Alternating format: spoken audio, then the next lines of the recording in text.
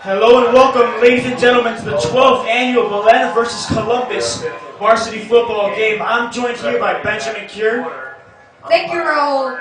Now, these teams have been going at it for 12 long years. I mean, it's been a long time. Belen is waiting for the long-awaited moment to have redemption to try and win this season. Now, captains for each team ready to flip the coin? The captains are out on the field, and the captains for the Wolverines are going to be number 2, Pablo Garcia, number 9, Lucas Pola, and for the Columbus Explorers, it's going to be number 1, Trajan Bandy, and the rest of the captains, we're going to tell you their numbers in just 1 second. They're being blocked by the Belen captains. Crowd getting riled up here at the stadium. Huge turnout. Game was sold out. You can hear the fans going crazy. The senior section for the Wolverines, absolutely crazy. All wearing black for the occasion. Both sides seem to be filled up with fans. Yes, now to be exact, 6,000 tickets were sold out, and they only had about 2,000 left at the box office. Now, tailgate was crazy. I spoke to one of the alumni, and they said they had 100 pounds of churrasco outside waiting to be eaten. They were cooking all day, practically since 12. People were getting out here super early just to tailgate. And for the game now, it's quite a turnout, which must feel good for the players. Now here are the captains on the field, almost ready to flip the coins.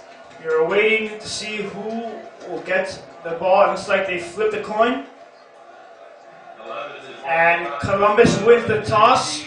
And they are going to be receiving the ball. It looks like Belen defense will be out on the field first, and Columbus offense will make the start.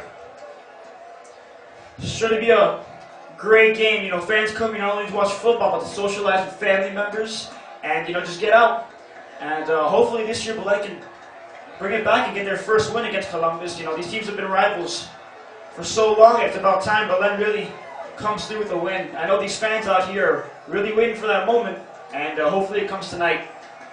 Columbus Explorers getting pumped, ready to run out of their tunnel onto the field. They will be receiving the ball first, as Raul said earlier. They're getting ready to run out onto the field through their helmet. Belen is on the other side of the field, waiting for their entrance. The Explorers getting hyped up, waving their Columbus flag in the air. Should be a great entrance from the Explorers. They never disappoint when it comes to entrances.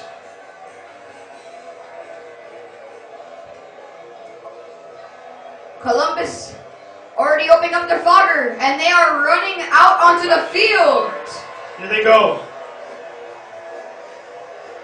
You see the fog machines and the flags. Quite an entrance. You can hear the boost from the Belen side.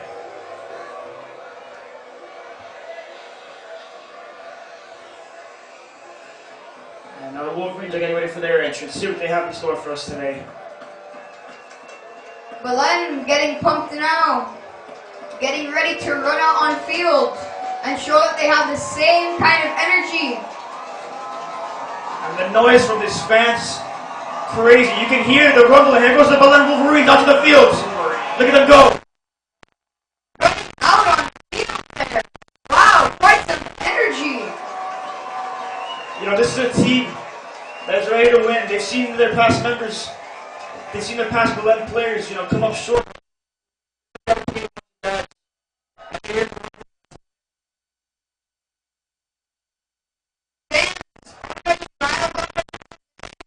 Now they are really pumped. A lot. Ready to battle. Seeing as usually the game.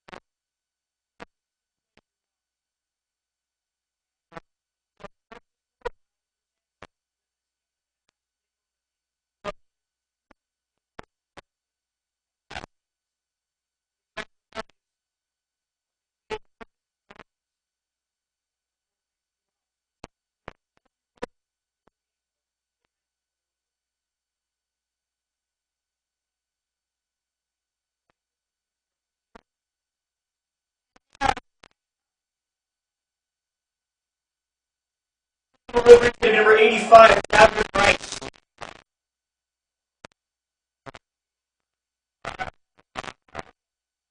Receive the punt for the Wolverines is going to be Joshua Joe and Tom Bandia, University of Miami. He's a key player where I watched it. Another explosive player.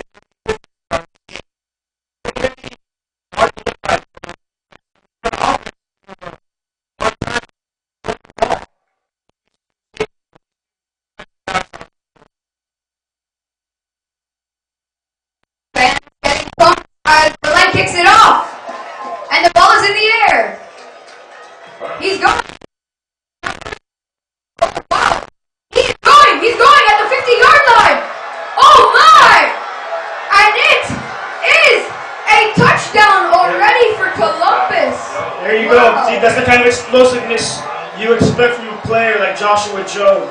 The Belen kickoff team looks kind of defenseless out there. They didn't know what to do.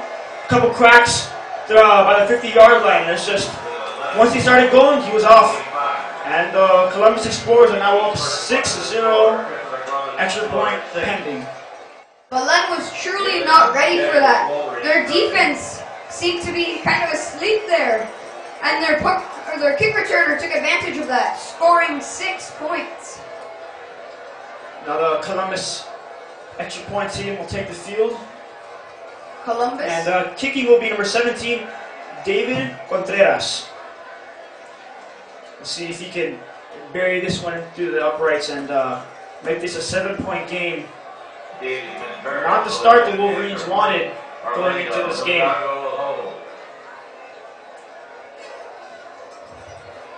Columbus getting ready to kick for a field goal. Referee coming out onto the field.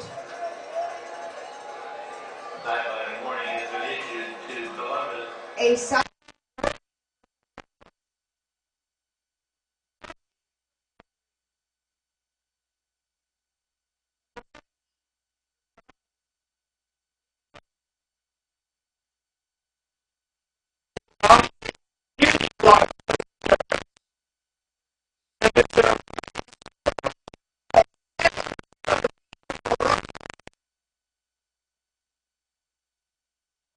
Off to a good start. Hopefully they can pick up in a positive manner from here. Now,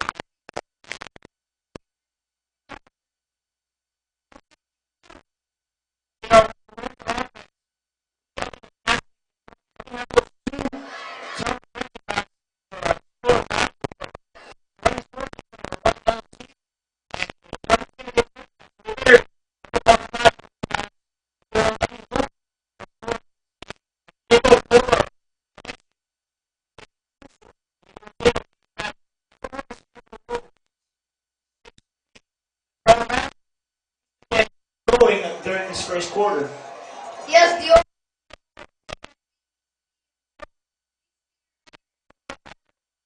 pass is thrown at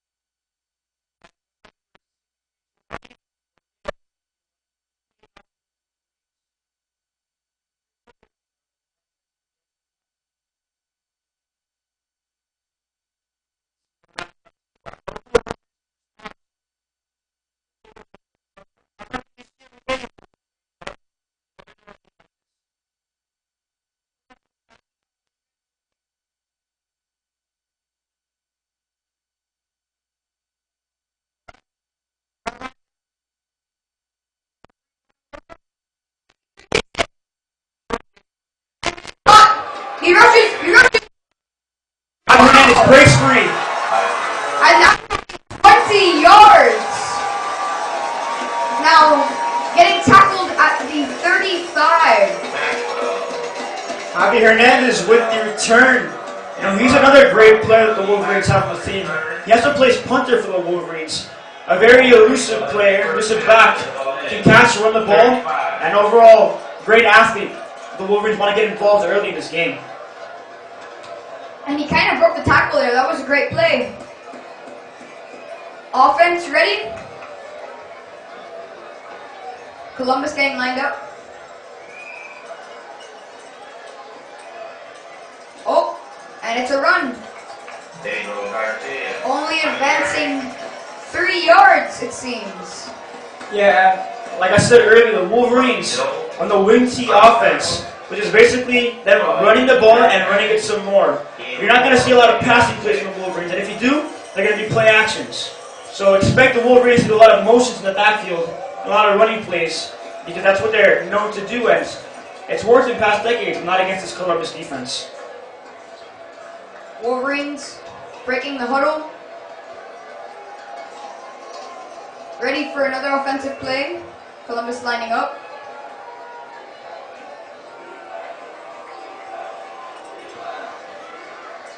It's a run. Oh, he was rushing. He's going. Number 1 is running, and he's not stopping. Oh, and he has tackled at the 57-yard line. That was Don Chaney Jr. His father was an NFL player, so he definitely has what it takes to make it big in this league. And the NFL, he's going to go places, and you can see it there through that play. That breakneck speed and the elusiveness to make defenders miss. He can really open up the field. And Columbus is going to have to look out for him. You know, he had a great game against Ferguson. He had one messed up play on a punt. But other than that, he made some big running plays. And he's a key part of this Wolverines offense.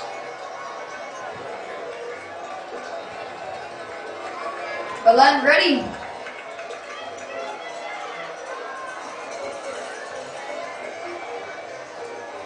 Belen players scrambling around into their positions. Oh. And it's a handoff. Advancing.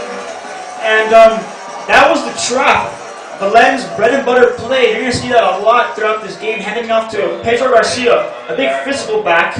Can return punts and kickoffs too. He's a big bruiser in the trenches, so you want to see him get the ball a lot more when you're handing it to the inside. Indeed. Quite a play there. A few yards off of it.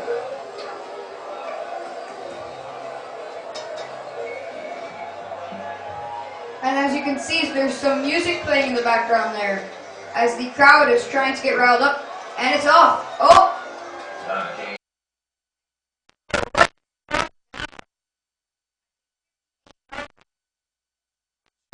Right for his yards. Oh, flag thrown on the play.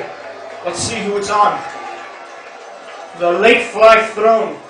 Could be unsportsmanlike conduct. On the Explorers. Unsportsmanlike conduct, yes. On the Explorers. Penalties are going to be a real factor in this game. You know, penalties give you extra yards. And last game for the Wolverines, they had a ton of penalties. Almost 8 penalties. So, the Wolverines, I'm sure they had a big talk from their coach, Richard Stewart. 26. So, what you're going to be seeing from that Wolverine defense and offense is a well-trained team that's not going to be making some penalties, especially after the way they played during Ferguson last week. Belen recovered from that last play. A good penalty to advance them a few yards. And it's off. And they only get about 3 yards on that play. On the tackle. Quick thing, the Belen Alumni Association of Jesuit Schools from Cuba and Miami would like to thank the following tailgate and game sponsors: Seattle Supermarkets, the BLN Networking Group, Cool J's Online, Bank United, Professional Bank, First Bank Florida, Michael P. Martinez, Kith Allstate Insurance, AA Uniforms, FPG Wholesale Inc., PAAST Certified Public Accountants and Consultants, Libby's Nectar, Hancock Askew and Company, Ben Trust Insurance Group, Mammy OBGYN, and hold on. Advancing 3 yards there is number 3. And let's get back to your sponsors. Momentum Consulting, Going Design, Coca-Cola, Baptist Health South Florida, Crown Wine and Spirit, and La Caja China. Again, the Belen Alumni Association of Jesuit Schools from Cuba and Miami would like to thank these sponsors for the contributions. Belen going back. A 10-yard penalty against Belen. Notice how penalties are very influential. They can hurt both teams, yet they can raise them up. This is a perfect example. Columbus got a penalty against them, and so did Belen. Those penalties will play a key part in this game, so watch out for them throughout the game. Will be second down for the Wolverines. Well-in kicker Javin Rice's range. He's a useful kicker. Not something you see every day in high school. Kicker that can really kick it far. And he's running. Oh! Wow, what a play. Don Cheney with the run. Again, another handoff to Don Cheney. You're going to see a lot more of those throughout this game. Now, why not? A player like him, I would give him the ball every down. Perez with the tackle there. Another penalty on the field. Let's see who it's against. Looks like it's on the Wolverines again. Yep. A chop block on the Wolverines. Another penalty from the Wolverines. Not a good start for them early in this game.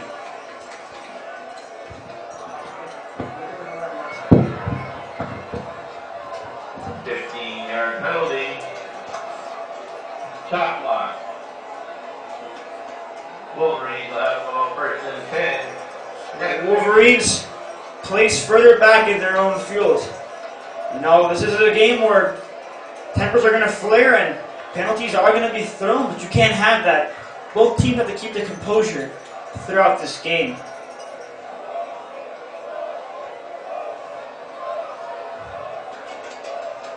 Wolverines getting ready for the play.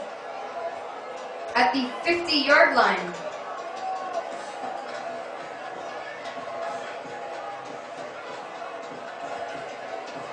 There's a snap. Number 9. To number 2. To Pedro Garcia. Pedro Garcia getting down at the 40. A 10-yard advancement. And that was a screenplay by the Wolverines. Not something you'd see that they called often, but in this case, very effective. Pedro Garcia, a hard running back. It makes sense that they give him the screen. And as you can see, he picked up some good yards. Sure did. And there seems to be a switch in the roster.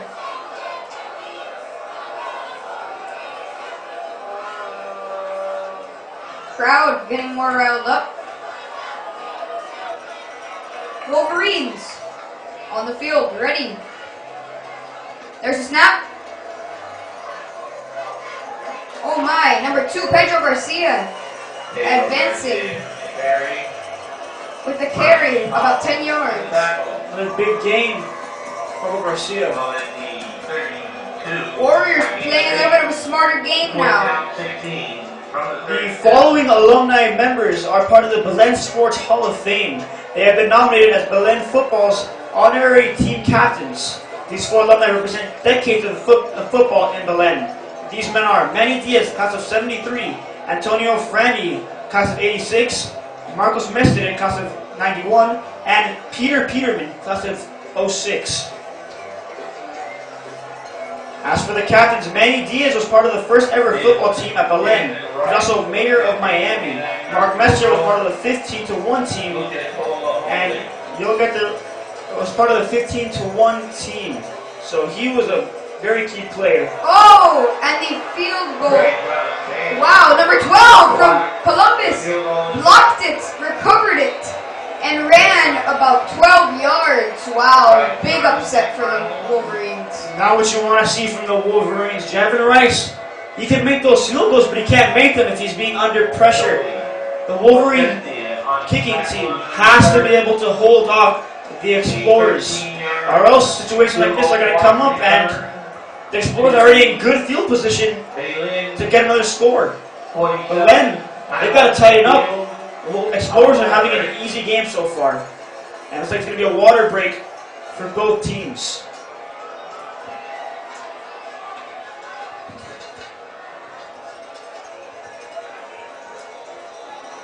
Warriors. At quarterback for the Wolverines, Lucas Pola. He's been a starter this year, coming off of a second string position behind last year's Wolverine quarterback. Pola, he has an arm. He can sling it down the field. And the Belen offense needs him to make accurate throws. Last week's game, he had a couple throws that were overthrown and underthrown. He had to be able to perfect those passes, especially in key moments where they're in scoring territory. First down 10. And it is Columbus's ball at the 53-yard line. There's a snap. Hand it off with an advancement. A big hit on the play. Fumble. And let's see who has it. Oh, the offense was able to recover. Advancing a good 5 yards there. And the Belen defense has had a great season so far, aside from that first game, all the way in Ireland. Belen having their first game all the way in Ireland.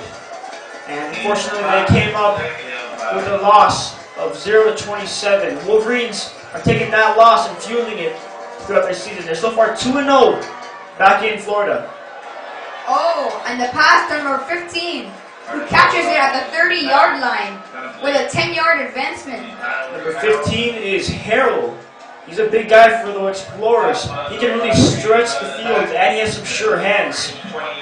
Wouldn't be surprised if the Explorers targeted him a couple more times.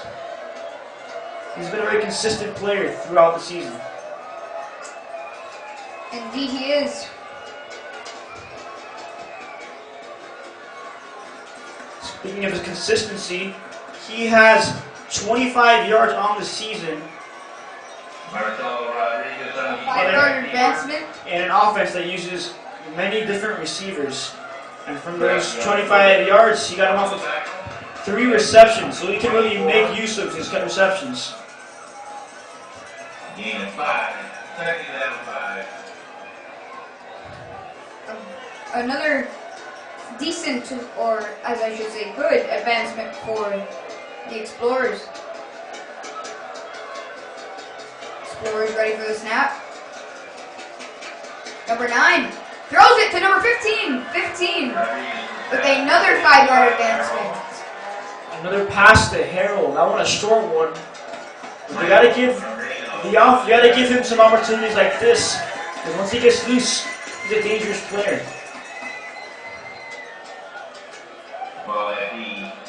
The receivers for the Explorers are Hidalgo Jr., number 4, number 6, Davis, number 13, Davis Jr., and number 15, Harold. These receivers have really made their mark on the season, each having their fair share of yards. Davis Jr. leading the pack with 107 yards off of 3 receptions, so he's a real difference maker in this game. I wouldn't be surprised if they give him the ball more often. There's a snap. Number 21 getting tackled down by number 24, Francisco Menendez, with a great tackle to end the run for number 21 on the Columbus Explorers at the 24-yard line.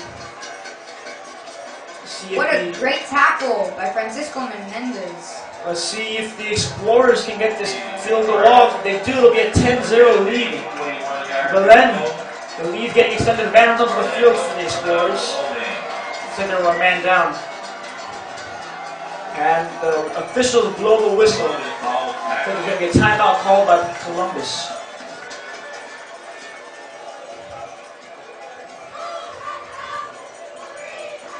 Crowd riled up here. Quite a turnout, as we said earlier.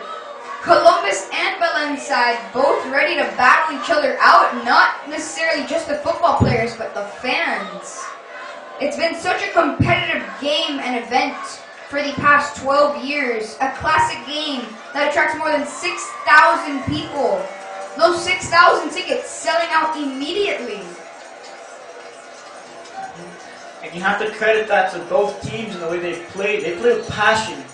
They're here to win. Although Explorers come out victorious these past years, Belen, the hope that the Belenites have, that one day they're going to win, keeps the fans coming. And hopefully this year's that year.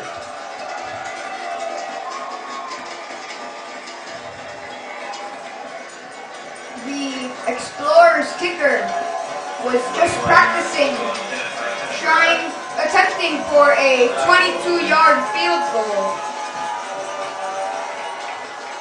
Kicks it, and the kick is good. The wow. score is now 10-0. Columbus winning.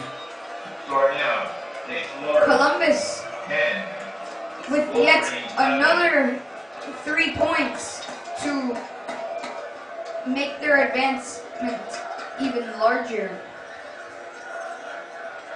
It's like the Belen receiving team is going to be on the field again.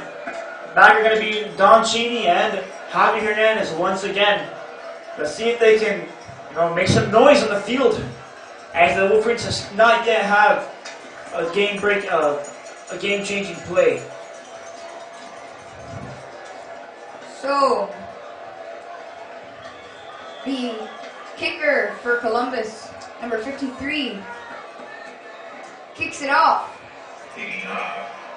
And the catch. Oh, with a 5-yard advancement up to the 27-yard line by Javier Fernandez on the return. And the Belen offense is going to be taking the field once again. After that quick out, let's see if they can maybe score some points on them and put them on the board. They don't want to have to be put in a position where they have to lean on their kicker Javin Rice, especially when the kicking team can't hold off the defenders. 1st and 10 for the Wolverines. The defense for the Explorers really do whatever they can to stop Belen. We'll see how well they can carry that plan out. A 2-yard advancement by Pedro Garcia. Pedro Garcia is number 2. I said earlier, Explorers defense, they're really good. They have players like Trajan Bandy. I already know how capable he is of making big plays. He has 6 tackles on the season. Another big player on the team contributing 14 tackles is Quigley. He's a senior, number 31. He's going to get involved in this game, and he's going to put up some monster numbers for the Explorers defense. Belen, ready. With a snap, hands it off to number 3 again, Javier Hernandez, with a 3-yard advancement. You see what the Wolverines did? They did a double handoff. Wolverines famous for doing their trick plays and their multiple handoffs. They're a run-heavy team. They're going to be doing a lot of tricks with their handing offs. So be sure to expect a lot of different players motioning around in the backfield to have the chance of making some big plays off the running game. The first quarter has officially ended with a score of 10-0. The Columbus Explorers having a good lead, a comfortable lead, I would say, over the Wolverines. Wolverines need to get back in shape. Get ready for the second quarter. Yeah, Belen is really, they struggled. They had those penalties earlier in the game. And the Explorers are really just capitalizing on all of Belen's mistakes. The opening kickoff, Explorers had some key blocks. The Wolverines not making their tackles, and because of that, they were able to score off of Joshua Joby's return. The Wolverines are going to have to tighten up on kickoff and on defense too, because they managed to get the Wolverines, that managed to let the Explorers get into field goal territory. And as you can see, they did make that kick, and that's why they're losing by 10. Yes, Wolverines need to do a better job on both sides, especially offensively if they want to be able to dominate in this game. As we know, the Pola Ortega relationship must be there for this game. They must both play at their hardest. Ortega has to be able to catch whatever Pola throws at him. Pola, as I said earlier, was having some soreness in his right shoulder through the week. Says he's okay, was icing it, was doing everything he could to be prepared for this game, and boy, is he prepared. Number 2, getting the pass, advancing to the 35-yard line. That was Pablo Garcia. Another screenplay. Looks like there's going to be a flag on the play. Let's see who won. This is against the Wolverines. That'll be their 3rd penalty. And of course, it's on the Wolverines. Another mistake by the Wolverines. They're going to have to They're going to have to fix these problems. It's killing them right now. Yes, I mean, the Wolverines want to dominate defensively. They want to have a defensive dominance, something that they seem to be just short of every year. But that does not mean that they can be having these kinds of penalties. It's a 10-yard penalty. They will be moving down to the 10-yard line. Pretty unfortunate loss of yards for the Wolverines. I mean, they can't be making these kind of mistakes. You know, Coach Richard Stewart, Wolverines' most winningest coach in Miami-Dade County, he's treating this game as if it was just any other game. He doesn't want his players to get too excited or too hyped up. He wants to act like a normal game, and he wants to keep them focused. So hopefully they can win. Yes, indeed. His perspective is that if you put too much pressure, your team will not perform well. He wants them to feel relaxed, like this any other game. That way they can perform at their best and try their hardest. Don Chaney with the carry there. Don Chaney is number 1 with about a 5-yard advancement. On that play, you saw Lucas pull up to a pump fake. You know, Belen, also known for doing their pump fakes. They like to get room for their running backs to run. And what better way than to pump the ball and shift the defenders out of the way to give Don Chaney space. In this situation, he wasn't able to find any room, only breaking it for a couple yards. Javier Hernandez in confirmation for Belen. James, you got me for Columbus. It's like Javier Hernandez is going to be the punter. Like I said earlier, he plays punter, but he also plays running back. He's a very athletic player. Like a great punt to Trajan Bandy. Oh, and he drops it! And the Wolverines seem to have it! Muffled punt by the Explorers. Looks like the Wolverines have possession of the ball. And the Columbus side completely silenced, knowing that most likely went to the Wolverines. And looks like the Explorers managed to recover the ball. Trajan Bandy. You know, you're not going to see stuff like that happen to University of Miami commit. Mistakes do happen, but not something of that magnitude. See, he muffled the punt. Looked like the Wolverines got there first, but I guess the Explorers managed to pry the ball away. And they retained possession. Number 57, Matthew Moreno, doing a very good job of putting pressure on that punt returner. He dropped it, making a great opportunity. And then eventually a little bit of swatting there. Ball goes off, and it's practically a one-on-one match there. What can you do but try your hardest? Columbus on the offensive side. 32 circling around. Hand it off to number 2. And number 2 will have an 11-yard advancement. For the Wolverines on defense, the corners are going to have Alfonso Rodriguez, number 7, and Frankie Menendez, number 24.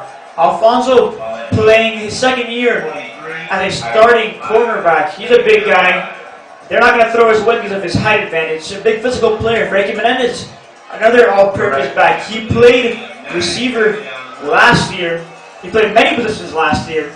And they're going to see how he does as cornerback. He played very well these past couple games for the Wolverines. And see how he does against this Explorers receiver core. Henry Harris on the carry. There with the carry, Columbus was able to advance about 3 yards is what it seems like from here. A tackle from Jordan Galvez. Jordan Galvez, another player the Wolverines have had since He came into Belen. Unfortunately, he suffered a huge injury last year. Wasn't able to participate for the majority of games. But he's back and he's ready to prove himself worthy of the starting job.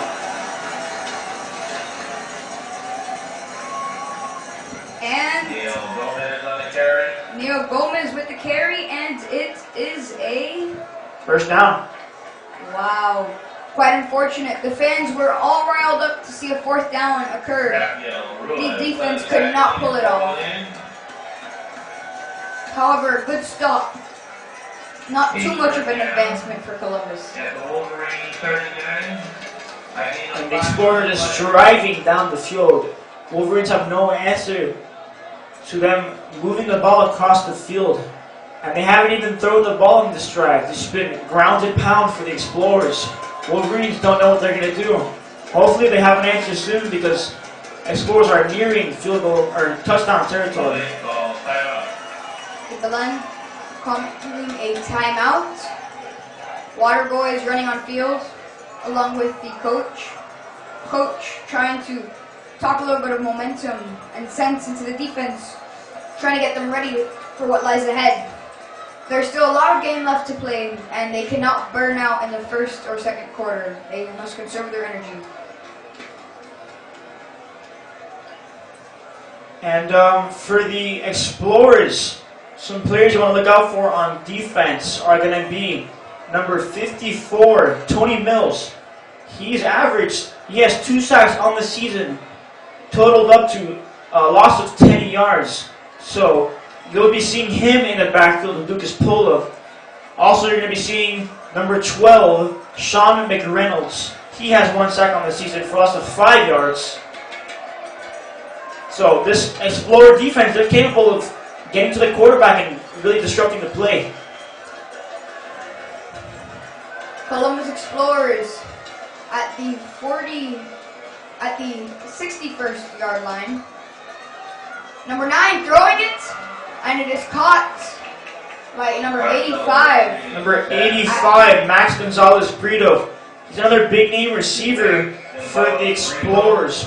On the season, he has 22 yards, and he averages 11 per reception.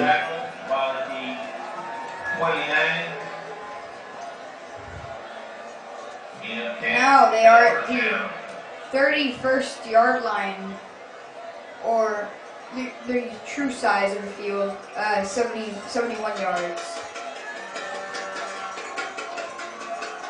Number 9, the quarterback, throwing a pass, and it is not caught. It's a little bit overthrown. I think there was going to be a Wolverine in the area, but he couldn't get there in time.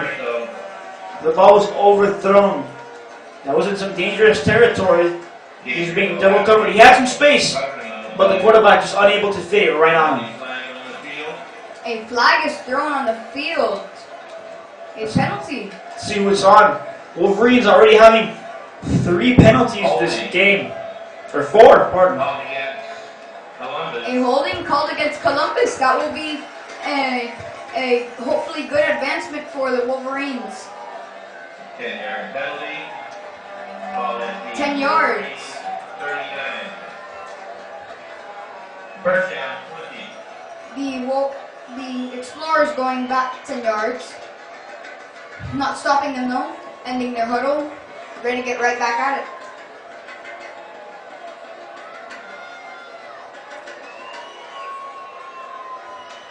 The first and long for the Explorers.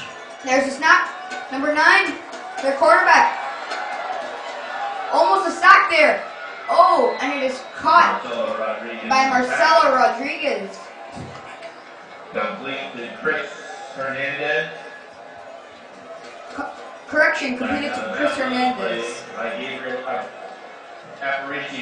You see Marcelo Rodriguez under pressure. He still manages to keep his poise and fires down to Henderson. Very focused Columbus team.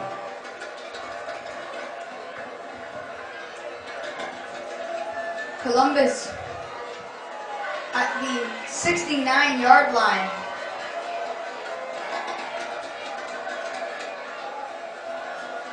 And the snap taking a little bit longer than usual. Having some trouble there. Wrong formation. Number 4 rushing across. And it's a handoff to number 2 who rushes it. 10 yards. The partner number 21, Henry Parrish, was at the carry. The 2 safeties for the Wolverines, Gabriel Estrada, Gabriel Aparicio, both juniors, both been true starters. These 2 guys are real big football players. Aparicio, always going in, doing some extra work on the field. He loves practicing and getting his stances on point. He's a great player to have. Same with Gabriel Estrada. Both players, since they're both juniors, you can tell that they have an incredible amount of skill to be starting at the varsity level. There's the snap, and the advancement will be 7 yards. Yale Gomez, number 28. Yale Gomez on the season has 3 carries, 70 yards, averaging 2.3 yards per carry. Not the most productive back, but he's a solid one at that. They're going to be getting him more involved, as well as the other Columbus running backs. They want to split their reps between the running backs, not get one individual person too tired. And it is 4th down. The fans going crazy, encouraging the defense. Oh, stopping number 28. It's going to be a tough call for the refs. Looks like he didn't get it. Wolverine signaling he didn't get it, but let's see what the refs have to say about that. He is very close play. Again, Yale Gomez. Number 28. And the Wolverines have stopped the Explorers. Wolverines and their fans very happy to have their offense back on the field. A chance to score, a chance to make the advancement or the lead that they have against them smaller and smaller, till eventually turns into a lead for them. It's going to be a water break for both teams. The Wolverines have an opportunity. Let's see what they can do here. So far, not making any big plays on offense. They got to get that passing game involved. As you can see, they've only thrown it a couple times. And they've been screen plays. Nothing big, nothing daring. And they're going to have to, test this Columbus defense. They got to get their offense going. And one way to do that is to launch the ball down the field. Yes, indeed. The Wolverine defense needs to keep testing at the Columbus offense, see what their weaknesses are, and hopefully by halftime be able to fix those mistakes and use it as an advantage going into the second half. First down, 10. You're going to be seeing 3 receivers for the Wolverines on the field. It's going to be Nicholas Carvajal, number 13, and number 12, Nate Payne. And of course, number 8, Diego Ortega. These are the 3 receivers Belen uses. Each of them having their own specific skill set. Diego Ortega, his height advantage, and his speed really gets him open space. Nicholas Carvajal, sure hands. He can make the catches. And Nate Payne, a great route runner, who also has the hands to compare with Nicholas Carvajal. An incomplete pass by Lucas Polo. Another short play, another short passing play for the Wolverines. Still haven't seen them go long. And as effective as those 2 screen plays earlier were, they're going to have to keep the ball going and keep driving. Yes, they will have to keep driving. Passes have not seemed to be in a good advancement or advantage for the Wolverines. Looks like their greatest option at the current moment is running. Unless, of course, we see that Paulo Ortega go through. Oh, and it's a rush by number 1, Don Chanley Jr., getting a good advancement of about 10 yards at the 25-yard line. If you look at that play, you can see him juking around defenders. Really hard to tackle in open space because he can make a miss. He's very fast. Now when you add speed to elusiveness, you got a big mess for the opposing defense. Number 9 and number 8, Diego Ortega and Lucas Pola rushing onto the field together. Seem to have a discussion over something. Planning. Who knows? This might be a Lucas Pola and Diego Ortega pass play, and hopefully it will fall through. If so, Igor Ortega having caught a touchdown in last week's game, also catching a long ball that was tipped. Oh! And the ball doesn't look like it was thrown behind the line of scrimmage. I think they're going to call it an incomplete pass. Scared for Don Shaney. That was behind the line of scrimmage. That was a live ball, and the Explorers could have recovered. It looks like it was thrown just enough forward to get it to be an incomplete pass. yes, that was a potentially disastrous play. Luckily, Don Shaney, as fast as he can be, he has some problems with his hands. You see it now and again. You know, but you can overlook those errors when you have, you know, that speed. Looks like there's gonna be a penalty on the play also. And let's see who it's on. the Wolverines. Or a 5-yard penalty against Columbus. Against Columbus will be a 5-yard penalty due to sideline interference or a sideline warning. And the pass is thrown, a deep pass, I think it was a punt. a punt. And that was their third down last play. Looks like the Wolverine defense is going to be going out back onto the field. Belen's still scoreless in this game. No big opportunities. Just that, aside from that one blocked field goal early in the game, they really haven't had any, you know, real opportunities to get back into this game.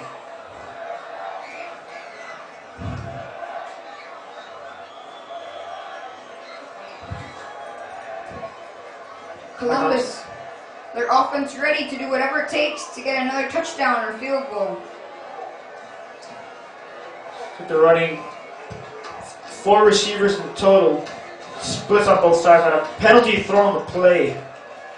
And we'll see who it is against. False start. Fall against A Columbus. false start against Columbus. It's going to move him back about 5 yards. Still going to be first down. Columbus First down 15. trying to recover. They do not want any more penalties. That is going against their offense, going against their momentum. Not something they want to be having right now, even with their 10-point lead. Offenses and defenses lining up. 21. Oh, and there's a snap. Oh, and the pass is incomplete, intended to number 15. Pass incomplete, intended for Tyler Harrell. Looks like Intended for Tyler Harrell. Looks like the ball was tipped. Number 21, Jordan Galvis. Second down. Can't really be sure, but I'm sure if it wasn't tipped, it really got into the head of Hartle. That's probably why he dropped it. Something you don't see very often from Tyler Hartle.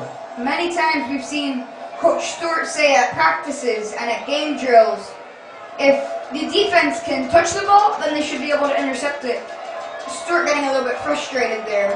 However, not losing his cool. And that's a given. You touch the ball, you have the ability to Nine, catch a it. complete pass to number 21. Number 21 running all the way to the 60-yard line.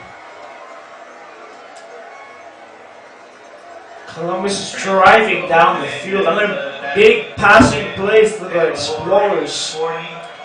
The defense that the Wolverines have shown in these past couple of games isn't here today. You know, they're letting the Explorers drive down the field. The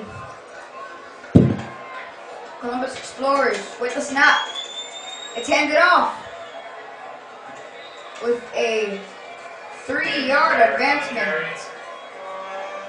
With a carry was number 28, Henry Parrish. Or no, pardon. Number 28, Yael Gomez. Ball at the 36. at the 36. They need, the Columbus Explorers need 36 more yards to get a touchdown.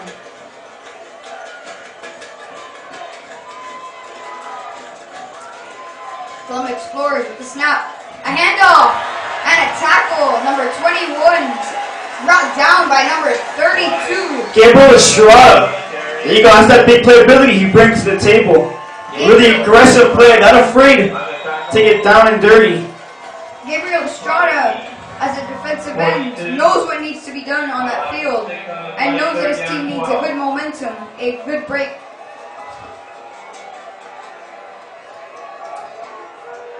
Columbus lining up, getting ready for their snap.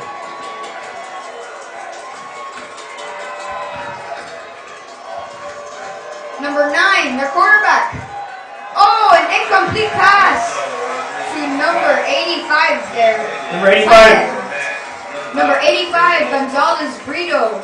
Their tight end not being able to catch it. Should have been easy. Seeming to bounce off the tips of his fingers there. Something you can't do in games. If it touches your hands, you gotta make that catch. And he has the room to run too. So that's gonna give the Explorers the opportunity to punt. They're gonna do it. They're gonna punt it off to, again, Don Cheney and Pedro Garcia. Bapo, they like to call him. Columbus punt formation. Punts it off. And this is out of bounds. Looks like they went out of bounds around the 15-yard line.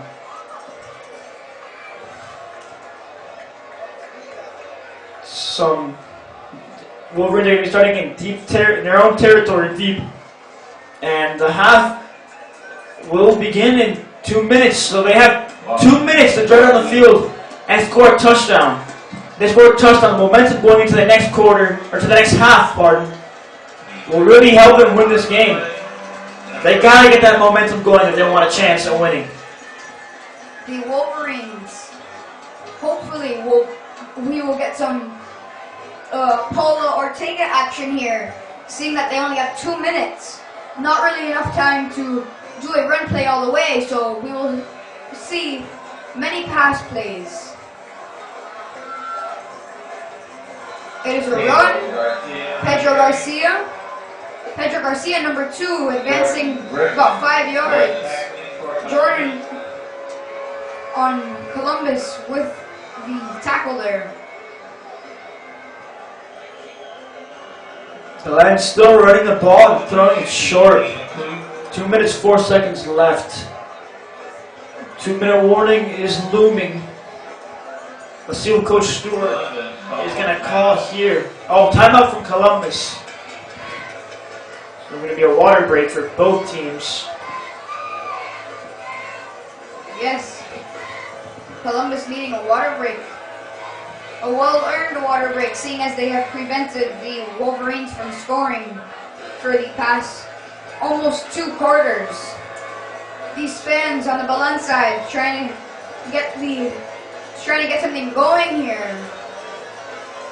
Waving the American flag in the crowds, trying to get something started. Let's see who the Wolverines have out on the field. Looks like they have Diego Ortega again at wide receiver. The Wolverines don't like to run multiple wide receivers in the field. Every once in a while they'll do, but for the most part they like to have one receiver set out wide. And in this case it's number 8, Diego Ortega. There's motion in the backfield.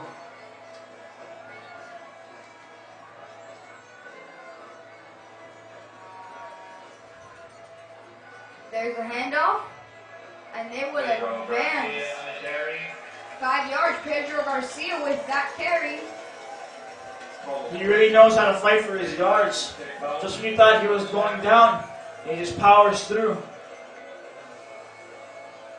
Pretty good, a decent advancement for the Wolverines. Pedro Garcia having a great game. You know, solid yards he's picking up, especially on those plays down, those running plays down the middle of the field. Nothing to the outside, but those running plays and the screen plays, can't forget about those. And the officials are going to be coming out to judge the placement of the ball, see if the Wolverines picked up a first down or not. Looks like they're going to get it. And they do. Wolverine first down. Great for the Wolverines. Gives some hope to their offense. However, a very short amount of time to score. Therefore, if they are going to do something. They better get a great play going soon. What the Wolverines are probably thinking right now is conserve time, get in position where if they can't score a touchdown, get in range for kicker Javin Rice, who made 2 field goals from 40 yards the last game. So put him in position to succeed, and he's going to deliver. There's the snap. Pedro Garcia with the carry with a 2-yard advancement. There was just a dog pile in the middle. I'm not sure if there was even one specific person who had the tackle. And there is. It's Dylan Perez on the Columbus Explorers. And the Wolverines are letting the time expire. Looks like they're not calling any timeouts. They're trying to conserve the clock. They're just letting it run. They better get some plays off fast and maybe go out of bounds to save some time. Wolverines don't have a lot of time. As I have been repeatedly saying, this is very important right now. Number 1, Don Chaney Jr. with the carry, running it, getting an advancement of about 3 to 4 yards. Looks like Don Chaney did get it out of bounds. The clock's going to keep on running. I don't think the Wolverines are going to call timeout, and they do. I think the clock is stopped. Oh, Columbus with the timeout. The ball will be at the 28-yard line. Columbus taking repeated timeouts here as the time drains down and dwindles, making the opportunity smaller and smaller right now going into the half for the Wolverines to score. Wolverines as well huddling up, trying to get something going, planning. Now, knowing the Wolverines, doesn't look like they're going to go for any deep plays. They're probably going to run down the field, see what yards they can pick up. They get in range, they'll kick the field goal. If not, they'll just let the clock run and go into the half. Let's see what they do here on 3rd down.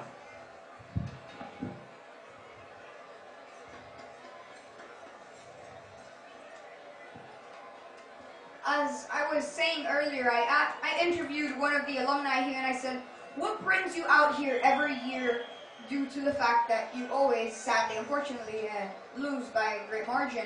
And he said, it's all about the family, about the community, and how great it is just to be a part of something like this, a tradition. Pedro Garcia with the carry. It will be advanced 2 yards. Well, certainly, people come out here for family, but for the Belen side, a win would also be pretty great. Nothing too bad about getting a big win. And looks like the clock is going to expire. And this brings us to the first half conclusion. Score 10-0. Wolverines are trailing the Explorers. And the sponsors for today's game will be coming up shortly. We're repeating them one more time. Speaking to the fans, just hearing their energy, all of them say the same thing. It is so great to be out here, to be able to know that it'll be such a great turnout, that they'll have. This is especially great for the football team, knowing that they have so much support behind them. Even if they lose, they have a cushion. Now what the sponsors are? For sponsors, the Sedano Supermarkets, the Belen Networking Group, Cool J's Online, Bank United, Professional Bank, First Bank Florida, Michael P. Martinez with Allstate Insurance, AA Uniforms, FPG Wholesale Incorporated, PAAST Certified Public Accountants and Consultants, Libby's Nectar, Hancock Askew and Company, Ben Trust Insurance Group, Manny OBGYN Associates, Momentum Consulting, Twin Design, Coca-Cola, Baptist Health South Florida, Crown Wine and Spirit, and finally La Caja China. Again, the Belen Alumni Association of Jesuit Schools from Cuba and Miami would like to thank these sponsors for their contributions. We would also, once again, like to honor the following alumni members of the Belen Sport Hall of Fame. They have been nominated for the Belen football team's honorary captains for the Belen Columbus game. These alumni represent the 4 wonderful decades, 4 wonderful, powerful, emotional decades of football in Belen. Manny Diaz, class of 73. Antonio Franry, class of 86. Marcos Mestre, class of 91. And Peter Perrin, class of 2006. And thank you for that, Ben. Here's a quick recap of what's been going on in this game. The Columbus Explorers received the ball, and right at the bat, Joshua Job takes the kickoff all the way down for a score.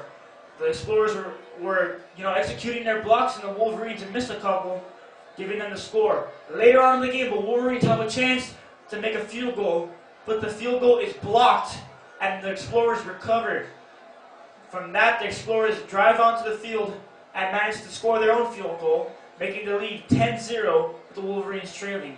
Other than that, the Wolverines had a slow start. Nothing really exciting going on offense. Still looking for those big pass plays and those big run plays that you can see coming from Don Chaney.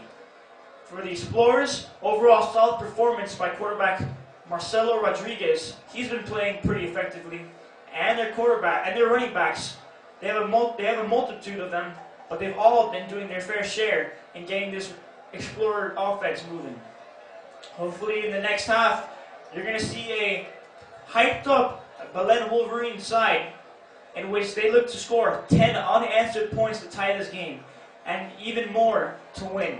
The Explorers are probably going to come into the half thinking, we have the lead, let's keep it. They're going to be locked down on defense, and they're going to score at every opportunity they can to increase this lead. So, as you can see, the teams went in to opposite sides of the field to prepare. Their coach is talking to them now at this very moment about what they have to do to dominate in the second half. Obviously, the second half is very important.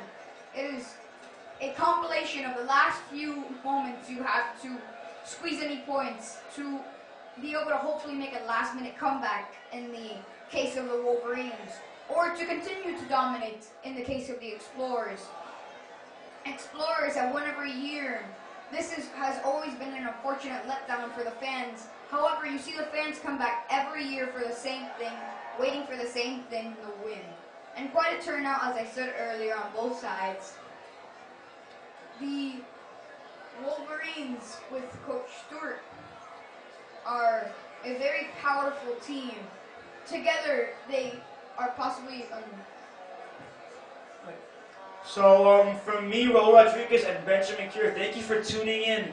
We will be back shortly with coverage of the second half. The score, once again, Explorers 10, Wolverines 0. Thank you for tuning in.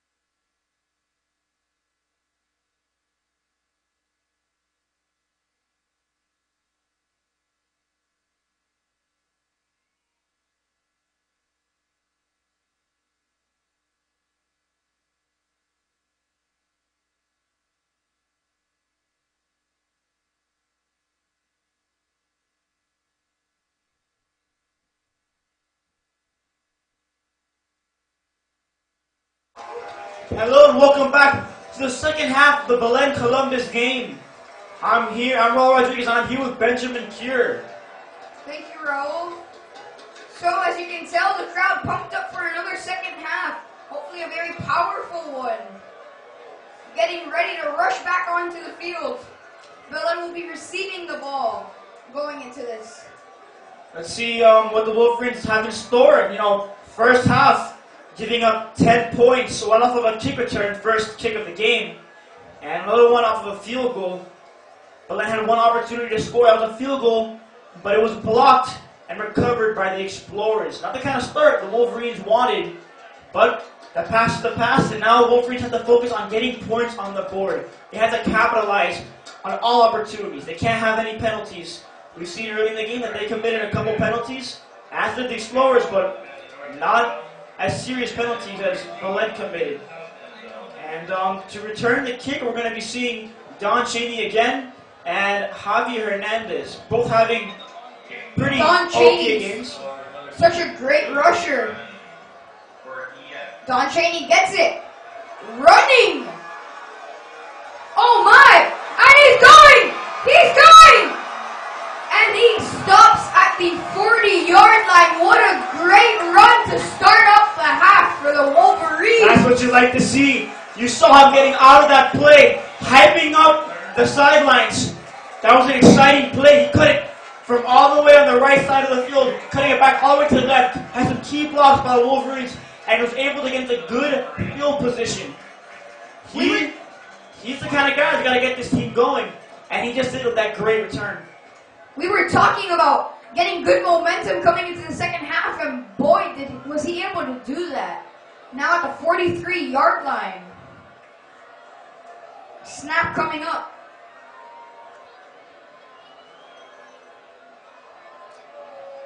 Lucas Pola. Oh, and the pass. Incomplete. You see, if it weren't for that drop, that would have been perfect field position for the Wolverines. That was the first semi-long pass the Wolverines have thrown this entire game. And if it weren't for the drop, that would have been a great reception. Wolverines got to keep on throwing the ball. People make mistakes, but if you keep on giving them opportunities, they will come through. And so we got to see from the Wolverines. On the drop was number 3, Javier Hernandez. Something very uncharacteristic of him. But he's going to have to live with that one on the sidelines, and hopefully he makes up for it later in the game. The Wolverines just coming up with the snap here. Columbus running a 4-5 defense. Lucas Pola just running it with a QB scramble for about 4 yards. See, interesting call here by the Wolverines. Going again with the passing game. This time, nobody's open. Pola runs out of bounds for a short gain. At least the Wolverines are trying to get the passing game going. It may not work this drive, but with enough opportunities, you could be seeing a Belen touchdown. Number 9 and 8 coming in. Diego Ortega and Lucas Pola. Haven't seen too much action from them two. Pola hasn't targeted Diego. He did have a touchdown in last week's game against Ferguson. So let's see if they can get him involved.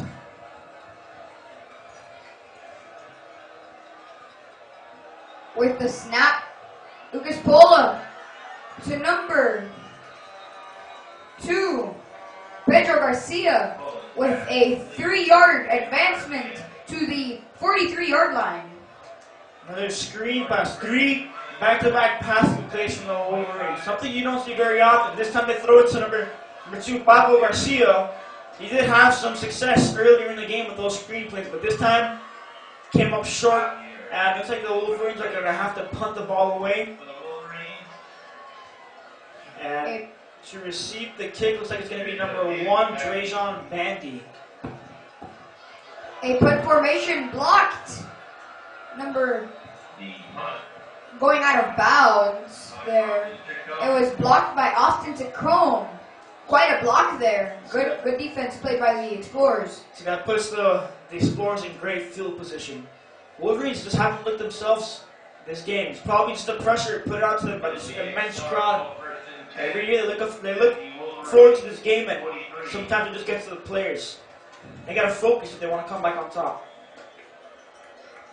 Indeed, the Wolverines having that pressure every year of will this be the year and having to play well, and clearly that pressure is slowly killing them inside.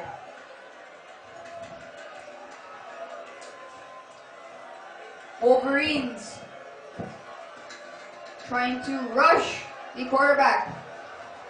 What a pass, but it is overthrown. The pass was intended for number 5. What happened there? Looks like it was some pass interference. We're not too sure, but it looked like there's a little bit of contact from the Wolverines. First time the Explorers have really gone deep, and our second time actually. The first one, another overthrown ball. Looks like same thing happened again. Marcelo Rodriguez, so far 0-2 on those deep throws. Belen definitely wanting to hold back the Explorers, and they certainly have. I mean, they've kept them contained to a 10-0 lead, doing pretty good defensively, but their offense needs to get better. They need to have longer runs. They need to have complete passes whenever they do passes, which is very rare, so they need to take advantage of those. Those are good gains in yards, 10 to 15 yards each. There's a snap. Quarterback tossing it to number 84. And will be stopped with a 1 yard. Gomez with the carry, to be exact, with a 1 yard advancement. So it looked like it was an option play.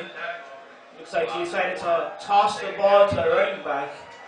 Fortunately for the Explorers, there's no room for either of them, and they were tackled for a loss.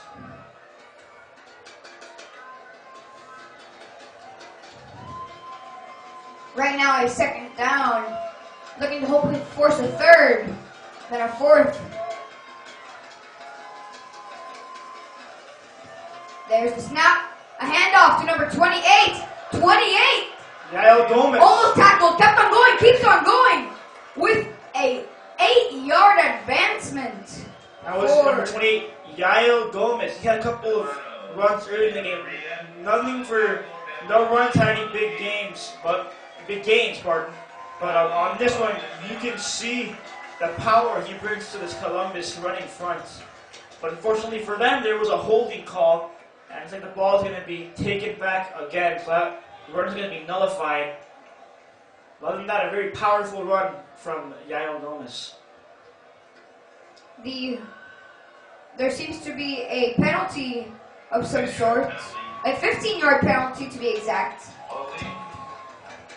10-yard penalty. A 10-yard penalty, actually, against the Columbus Explorers. Second down. 19 to go. Explorers pinned back. Just want the defense to get another big stop. And refs, officials blow their whistles. Another. Columbus Columbus calling a timeout. Seemed almost for a second to be another penalty, however, clearly not one. Both teams taking a quick water break, freshen up, and figure out their next play. Yeah, the Explorers do not need another penalty. They've had, they just finished getting off of a holding penalty, pinning them deep for, about 10 yards. Wolverines, so when their defense has got to come in handy, they got to look for big plays from those two safeties, Gabriel Estrada and Gabriel Aparicio. Both Gabriels, both juniors, both to step up in these next couple of plays.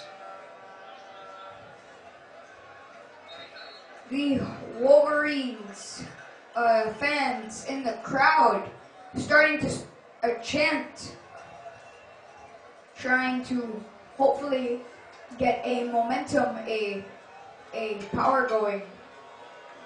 Coach Delgado was talking to the team earlier, as you could see, about their defensive skills and how they need to work on them. Clearly doing that. Now all he needs to talk them into is their offense. Number 18.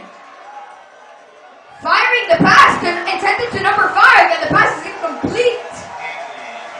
Incomplete. Broken up by number 31, Gabriel Aparicio. That's what they needed. There's that playmaking ability Aparicio brings to the field. As you can see there was some separation, but he manages to get back and disrupt the play.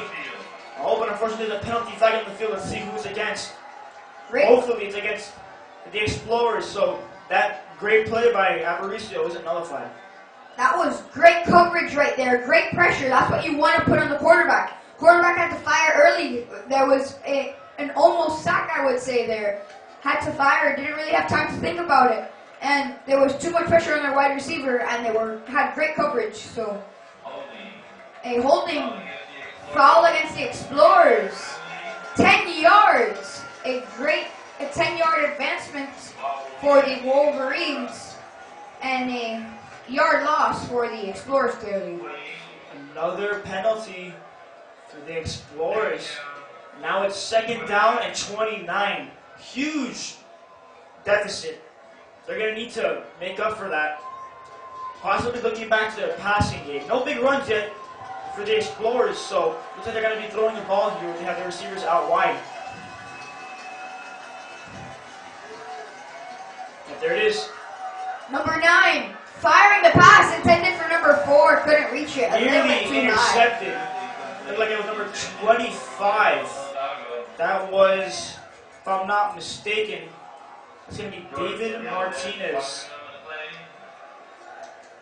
Jordan Galvez covering on the play. 3rd down. That was Matthew Crespo with a near interception off the tip ball. Maybe this is what the Wolverines needed, a big defensive stop.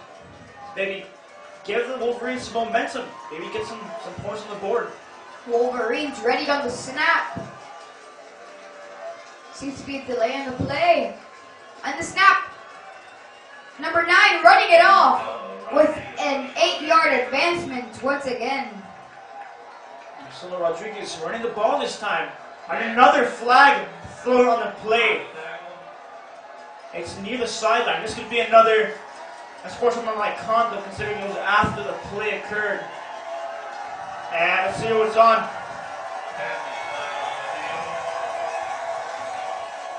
A penalty and a flag called on the field. Personal foul on Columbus. Another penalty on the Explorers. Penalties are just killing them here. Explorers seem to not be having such a great time with these penalties. The 4th in the half. 15-yard penalty.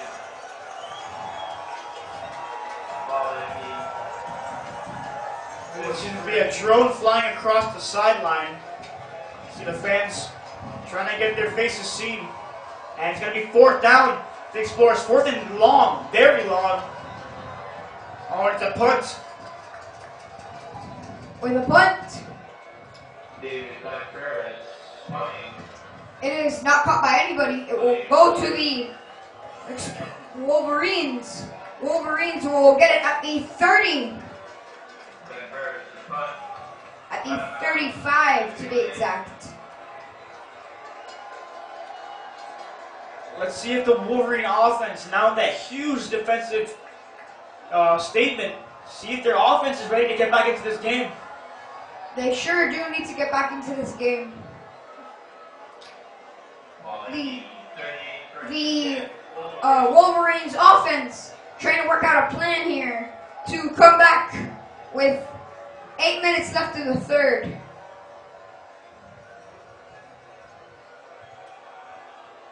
Looks like it's going to be Wolverines ready to do whatever it takes at this point.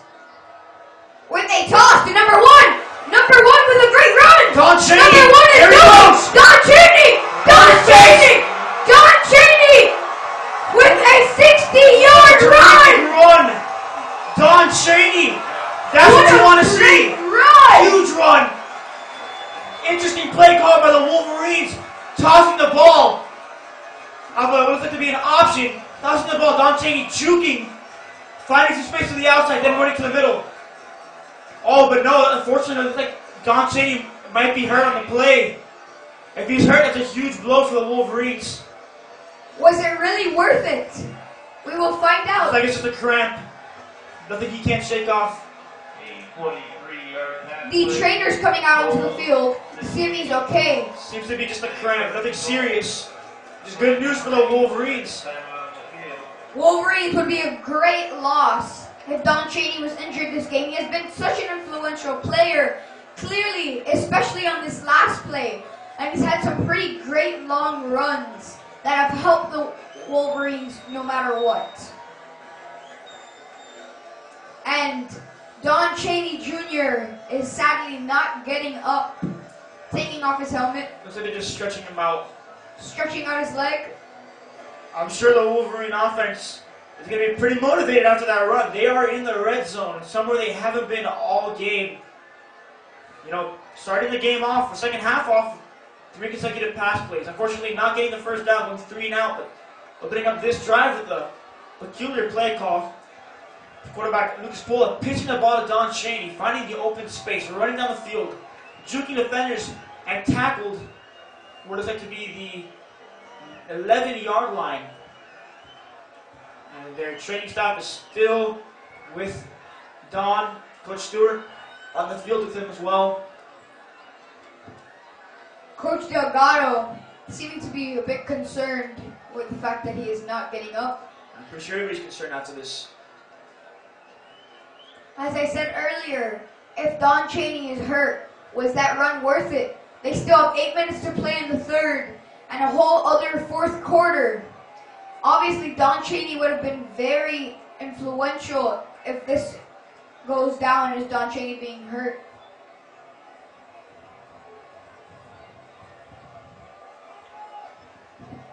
Don Chaney, what seemed to be a cramp, does not seem now like quite a cramp. It seems more like an injury, as I thought at first.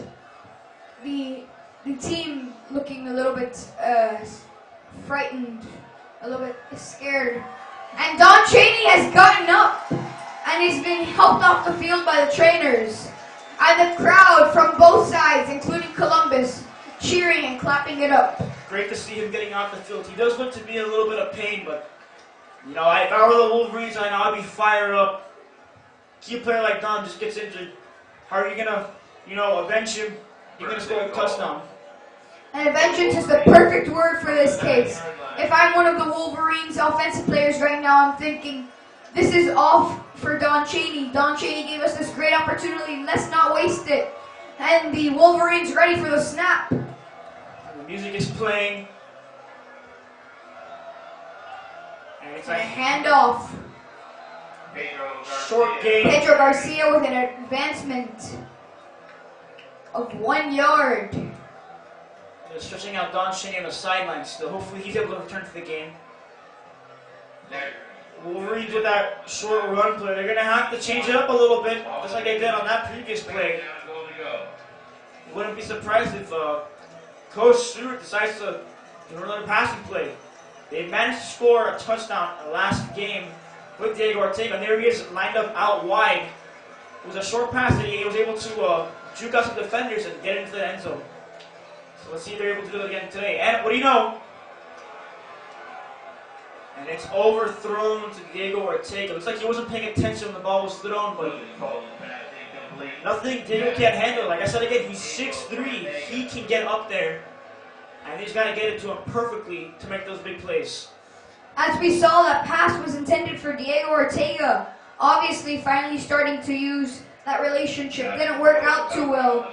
We'll see what happens next. Obviously, the running game will be a little bit off without Don Chaney.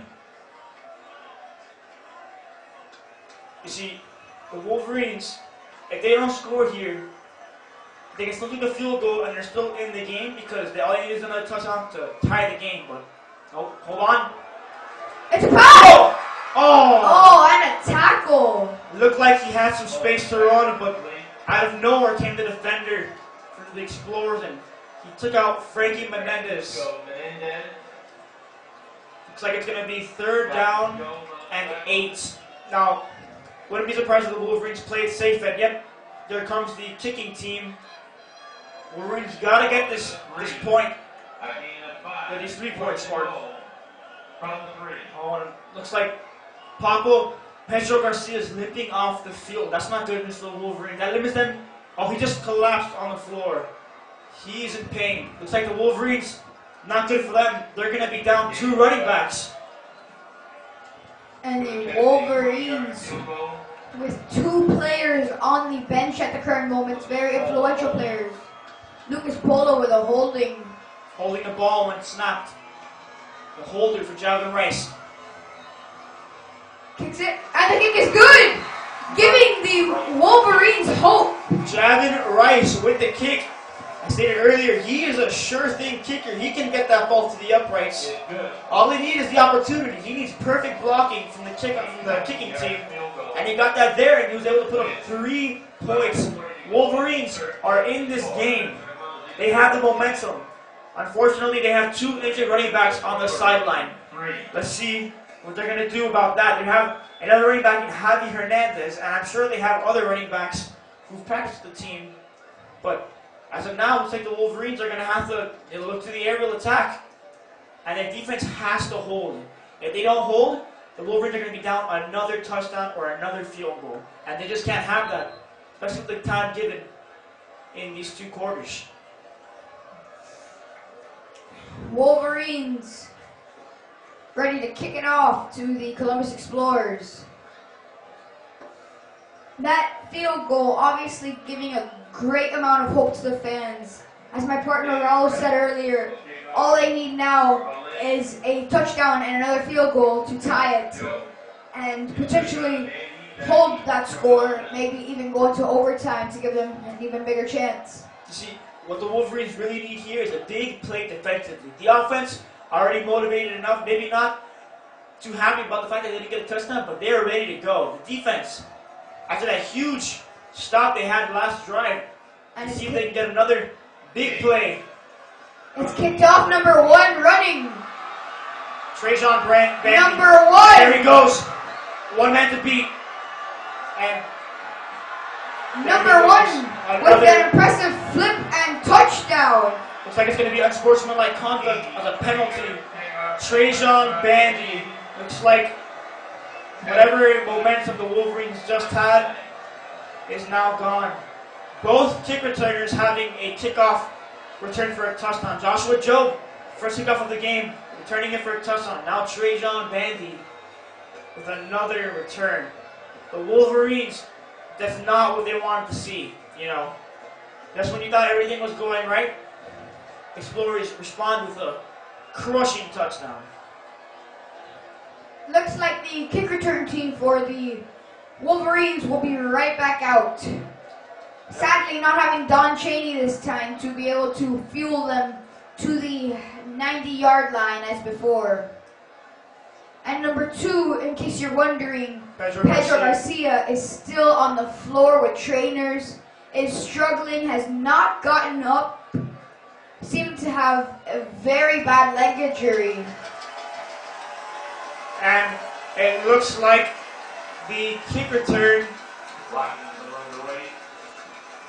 is oh, it looks like the touchdown's going to be called back. There was a penalty on the play. And the Wolverines are still in this game. A touchdown, 1-score game. They indeed are. That score not going up. Wondering why they have not announced yet. If it was unlike sportsman conduct. Also, a dead ball. It was an illegal. From what I understand, it was an illegal block. And it was unsportsmanlike conduct. Maybe it was a flip into the end zone. Or I doubt it. You can't be celebrating like that in high school. It's here for the big leagues. yes, indeed. If anything, you save that for after the touchdown. And even then, you can get flagged for that, you know.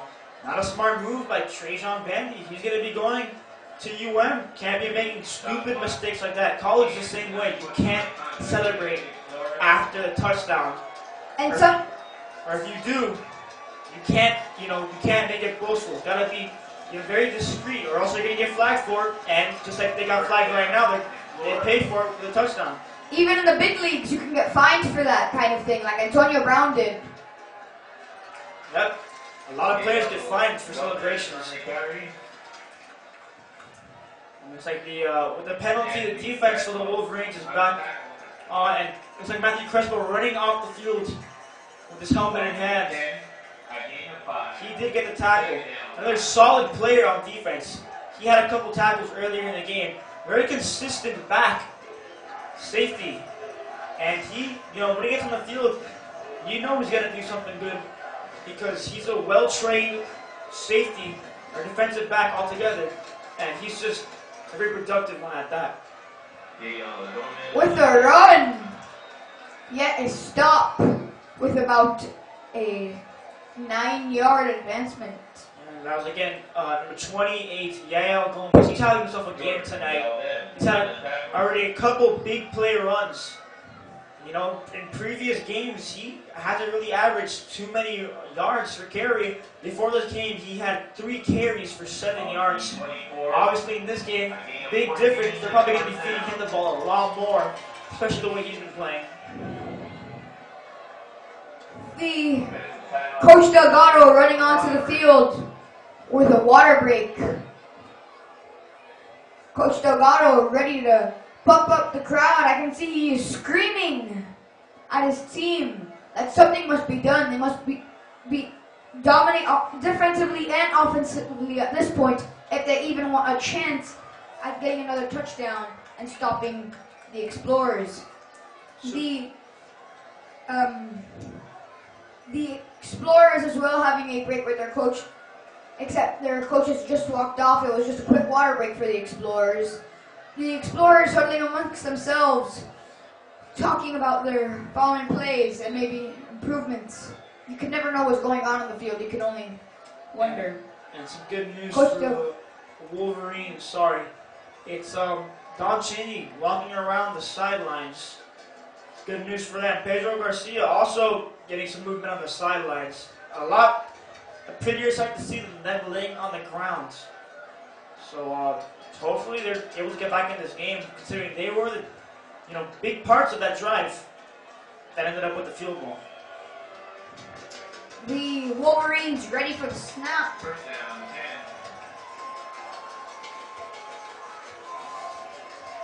10. There's the snap. Oh, and it's a fumble. The ball is fumbled, and Belen has the ball. And the Wolverines have the ball. And the Wolverines have a chance. Huge momentum changer for the Wolverines. Horrible mistake by the Explorers. It was a pitch, and looks like the running back dropped the ball. Wolverines fast act to recover the ball, and they are in perfect position to score a touchdown. They are in the red zone. This is touchdown territory for the Wolverines. All they have to do is score. They are very motivated right now. They got to keep that and push it towards scoring. That's what they're going to have to do, and they got to do it now. I'm sure that the Explorers are already feeling it. They're already tired. They're feeling the pressure.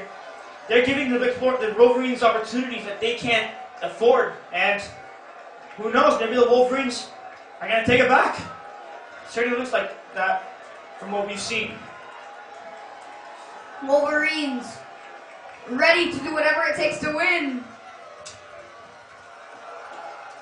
Pedro Garcia with the run. Coming off the sidelines, injured. There you go, and a productive run at that. Good to see him back on the fields. He looked like he was in a lot of pain earlier, but especially after that big play, I'm sure he's ready to go. The Wolverines very excited, especially the fans, pumped up after that play.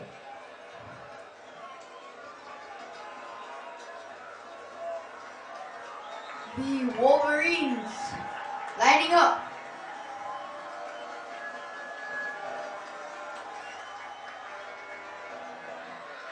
Lucas Pola. Oh no! With Lucas Pola an throws it interception. Oh, and a fumble and a recovery by the Wolverines. My goodness, what a turn of events! The ball was intercepted by the Columbus defender. but then he fumbled the ball, and Frankie Menendez, with his quick reflexes, jumps on it, and the Wolverines looks like have possession of the ball again. What could have been a horrible mistake for the Wolverines just got overturned. The Wolverines What a running a play. great offense. Their offense and defense are doing great. They just need to get into that red zone again and score. They could potentially even go for a 2-point conversion, which would put them up by 1. But let's not get ahead of ourselves now. Lucas Pola can't let that interception get to him. One mistake isn't going to change this game. As you can see, you have big playmakers on the field ready to back you up.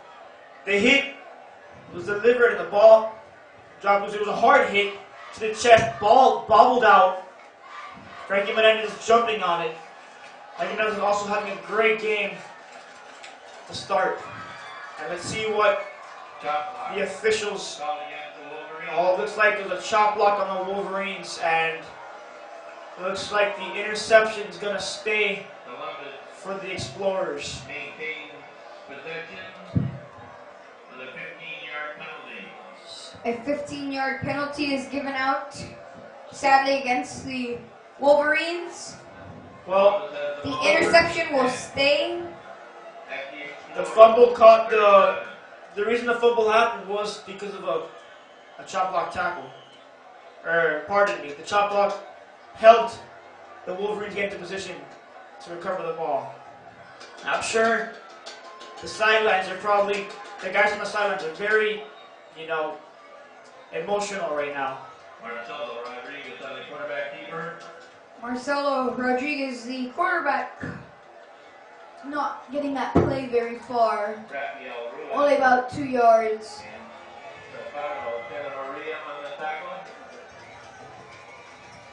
Let's not forget the Wolverines are still in this game.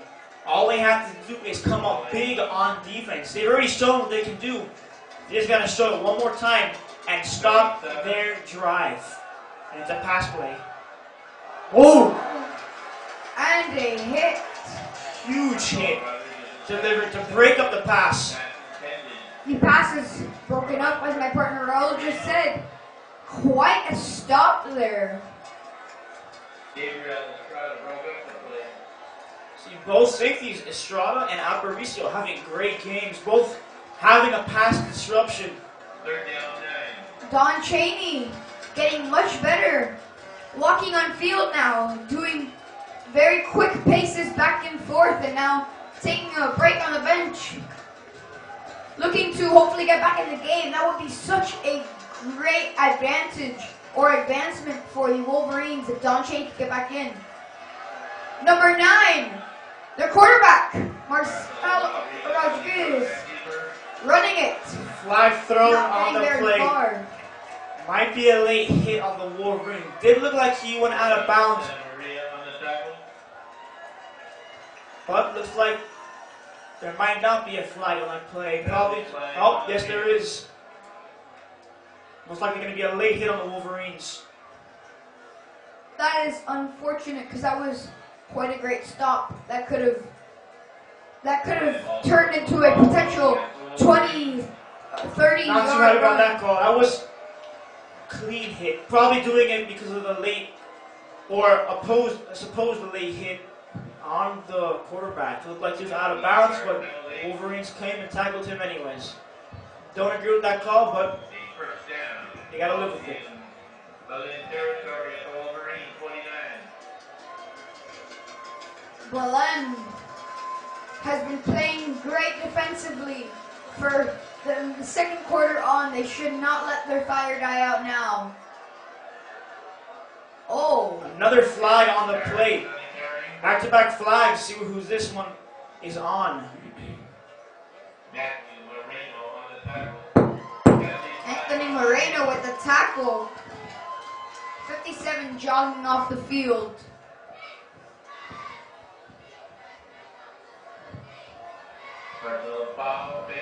Personal foul face mask against Belen. Another penalty against the Wolverines. This is killing that momentum they had earlier in the quarter. 15-yard penalty. It's a 15-yard penalty. A first down for the Explorers, sadly. And with that, the Wolverines are in field goal range. They are just giving the Explorers free yards. And I wouldn't be too surprised if the Explorers capitalize on it and make this a 2-score game. The Wolverines have to come up big here if they want to stop them from putting points on the board. Oh, wow. Henry with a carry there of about 7 yards, number 21. Henry Parrish. Alfonso Rodriguez with a tackle. Henry Parrish has been relatively quiet this game. No big plays so far. All we're seeing right now is Yael Gomez and a lot more of Yael Gomez. You know, he's been making some big running plays. And quarterback Marcelo Rodriguez taking some shots down the field, overthrown 2 of his long balls, but the fact that he's able to sling it could prove useful for the Explorers. And it looks like there's a Wolverine injured on the field. Can't get a number yet. We are currently not getting any information on this player, who he is or what kind of injury he is experiencing. I can tell you it seems to be a knee injury. Having some trouble extending it, or at least fully extending it. The trainers out there and the referees talking amongst themselves on what just happened. Injuries are killing the Wolverines. They had 2 injuries on the last play, or the last offensive drive, I'm sorry. And now they have this injury. They have had injuries throughout the season. As you mentioned earlier, Ben, Lucas Pola did have that shoulder soreness. And he's a quarterback. You don't want to have a sore shoulder as a quarterback. Not to mention injuries during the offseason, during the summer. Players having to come back from torn ACLs and broken bones. And, you know, it's a dangerous game. You got to be ready to compete out there and be willing to take those big hits. And unfortunately, this one resulted in an injured Wolverine. It sure is. And the Columbus side getting pumped up at the thought of another player getting injured from the Wolverines is what it seems like. The Wolverines gathering on their player. Number 6 is who was injured, and he is now Matt getting Moreno. up. Matt Moreno having some big tackles early in the game. It's a shame to see him go off. He's been a great player consistently. He started last year, making a returning start. You don't want to see a player like him get injured. You especially don't want to see a player like him getting injured. Hopping to the bench as they get ready to heal him up. And a handoff to number 21. And it is another touchdown for the Columbus Explorers. Number 21 is... Number 21 for the Explorers. Is their running That's going to be Henry Parrish, who I did say earlier he wasn't having a productive game, and here he comes with a touchdown. Looks like another unsportsmanlike conduct penalty going against the Explorers. They just can't stop with this celebration, now can they? Belen, Jesuit. Wolverine, 3. The Wolverines, just when everything seems to be getting good, eventually was broken up. I mean, you had that, you must admit, amazing touchdown made by their punt returner, which was called unsportsmanlike conduct to the advantage of the Wolverines. Now you're having another one, but it was after the touchdown, so it will not count. It's currently 16-3. With the kick and the field goal is good, making it 17-3. The Columbus Explorers having a 10-point lead over a 14-point lead. The Wolverines have to keep in mind that the game isn't over. They have an entire quarter left and a minute in this quarter right now. They're going to have to, fire back, get that momentum they had earlier in the quarter. They got to have big plays from certain players. Those big plays are what's going to get the team pumped up and ready to go. Unfortunately, that big play by Don Cheney resulted in his injury and Pablo Garcia's injury, which then resulted in a play action pass intercepted, which in a strange turn of events was then fumbled by the defender, only to be called back because of a chop block. So things can happen in this game, good or bad for the Wolverines, but it has been an interesting game. And hopefully, Unsportsmanlike conduct called against the Explorers. Giovanni. Borghiet will kick off from the Explorer 25-yard line. Becky, Javier Hernandez, and Gabriel Estrada. Number 3, running it off. Number 3 with a 5-yard advancement. Javier Hernandez with the so he fumbles return. it, but it was a dead ball. Hernandez on the tackle on the return. The Wolverines offense now coming out. At the Wolverine 25-yard line. Their wide receivers, running back, and quarterback getting ready for what could be the biggest moment of their career here this year, or season.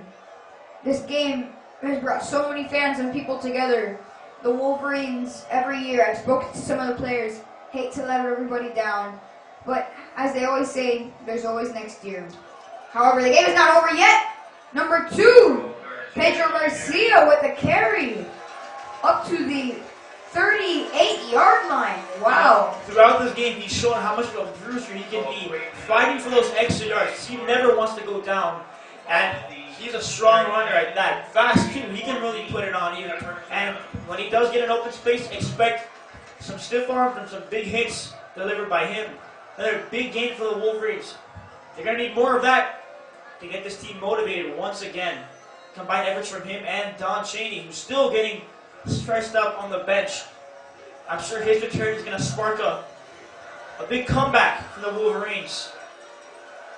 It's going to be first down.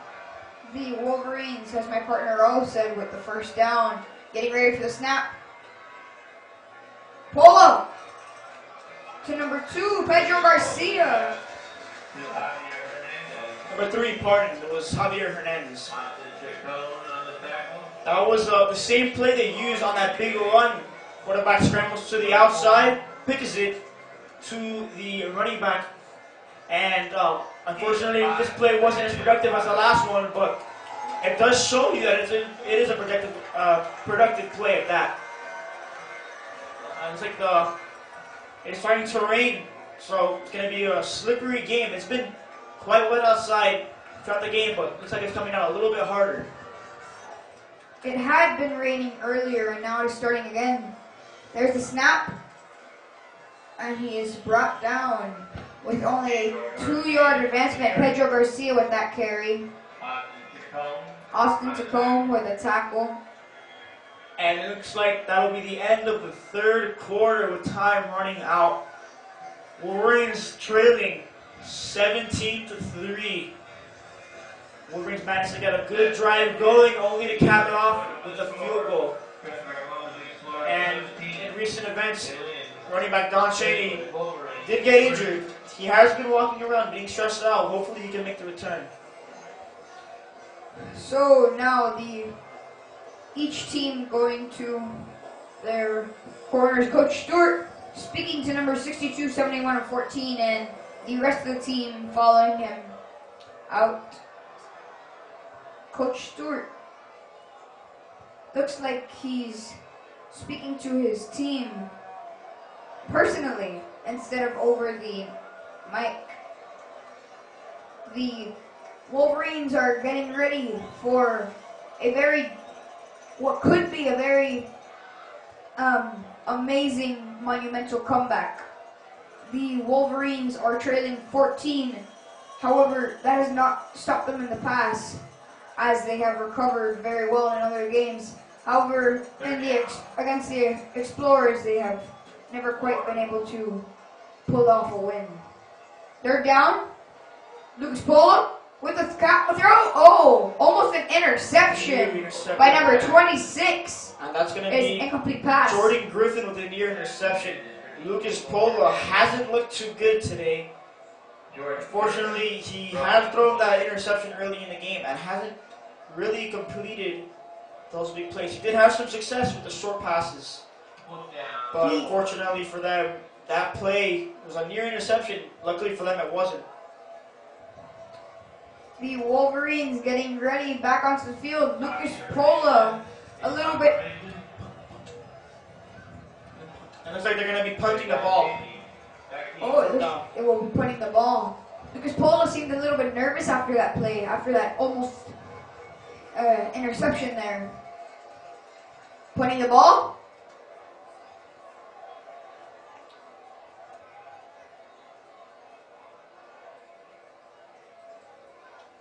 And the Wolverines will be getting their defense out. The Columbus Explorers will be sending out their offense right now as we speak. The defense coming out onto the field from the Wolverines trying to get ready. Now let's get a quick update on our injured players. At this moment, I cannot see John Chaney Jr. Don Chaney is on the sideline speaking to a trainer, seeming to look okay now, which is a great sign. I mean, you have an entire fourth quarter left to play. Hopefully you can get Don Chaney back in there. The injury he suffered was an ankle injury. Don Chaney is trying to walk it off. Bubba Garcia on the sidelines, stretching it out. He has gone in a couple of plays after the injury, but right now he's still stretching. Hopefully he'll come back and be 100%. Francisco Menendez and Matthew Prespo with that tackle there. That will leave the Columbus Explorers with a 0-yard gain. Great for the Wolverines, not so great clearly for the Explorers today. It's another handoff.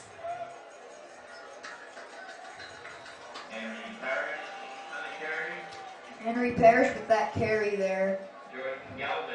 Jordan Galvez with the tackle. Another handoff by the Explorers. They've been mixing in both passes and running in their offense, and it's been pretty effective for the most part. Have made their fair share of mistakes, but scoreboard never lies, and right now they're winning by 14 points. Obviously, the crowd here at the stadium, on the Belen side at least, going crazy due to the fact that it is a third down. Number 9, the quarterback for Columbus, getting the pass. It is complete but out of bounds. At around the 30. Marcelo Rodriguez's pass will be a inbounds and will leave the Explorers with a first down. But the 31st yard line, they gain 12 yards, the Explorers. Now the defense getting ready to once again see if they can force a fumble, an interception, or a potential punt return. With a handoff to number 21 getting beaten up but not going down, so he gets to the 9-yard line with a 9-yard advancement. They're missing their tackles. They have guys on them, but they can't execute. And because of that, he got an extra 5 yards. And the Wolverines got to wrap up. They can't just be hitting the running backs. They can just bounce off and keep it going. They have to wrap up, get them with the hips, and take them down. Because if not, they're going to keep on running the ball all over this Wolverine defense. The Wolverines getting their defense back out there. Second down. Wolverines really need to step up their defense. Now it seems to be their defense that's not doing enough. Wow! And the helmet comes off of an Explorers player. Wow. Then you know when it is a tough play. And there was a big hit delivered by the Wolverines, and once they get his helmet, they jump off. Looks like he was stuffed at the line and then greeted by another Wolverine who delivered another blow, taking him to the ground.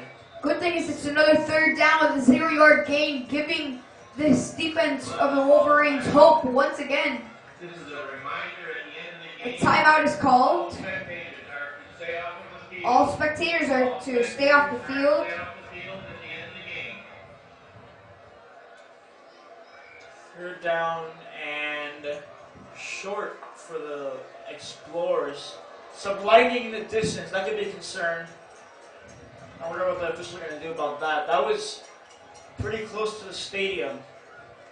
Hopefully the game won't be delayed, because right now is when temperatures are flaring. This is where the players are going to be playing their best.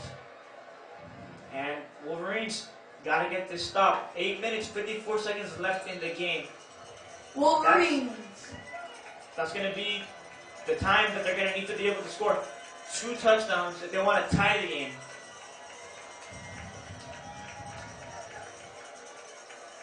As you can hear over the audio, that thunder is crackling in the background. And the fans are slowly exiting the stadium. I don't blame them too. Lightning is awful close. Surprised the officials haven't blown the whistle, and there's a flag on the play. Penalty flag is thrown, called against Columbus. That would be a great advancement for the Wolverines. It is third down at the current moment. 5-yard penalty. It's a 5-yard penalty and a false start.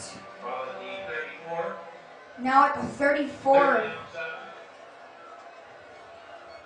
Looks like yard line. The fans slowly getting riled up as this is third down. A potential fourth down force, which would lead to a punt return for the Wolverines. Number 9, the quarterback, throwing, and the pass is incomplete by number 15, and that will Taylor send. Morrell on the incomplete pass. The pass was intended for Navarro, coming from Marcel Rodriguez. It is fourth down, and now coming out will be the punt return team for the Wolverines. And looks like they're going to be the game will continue.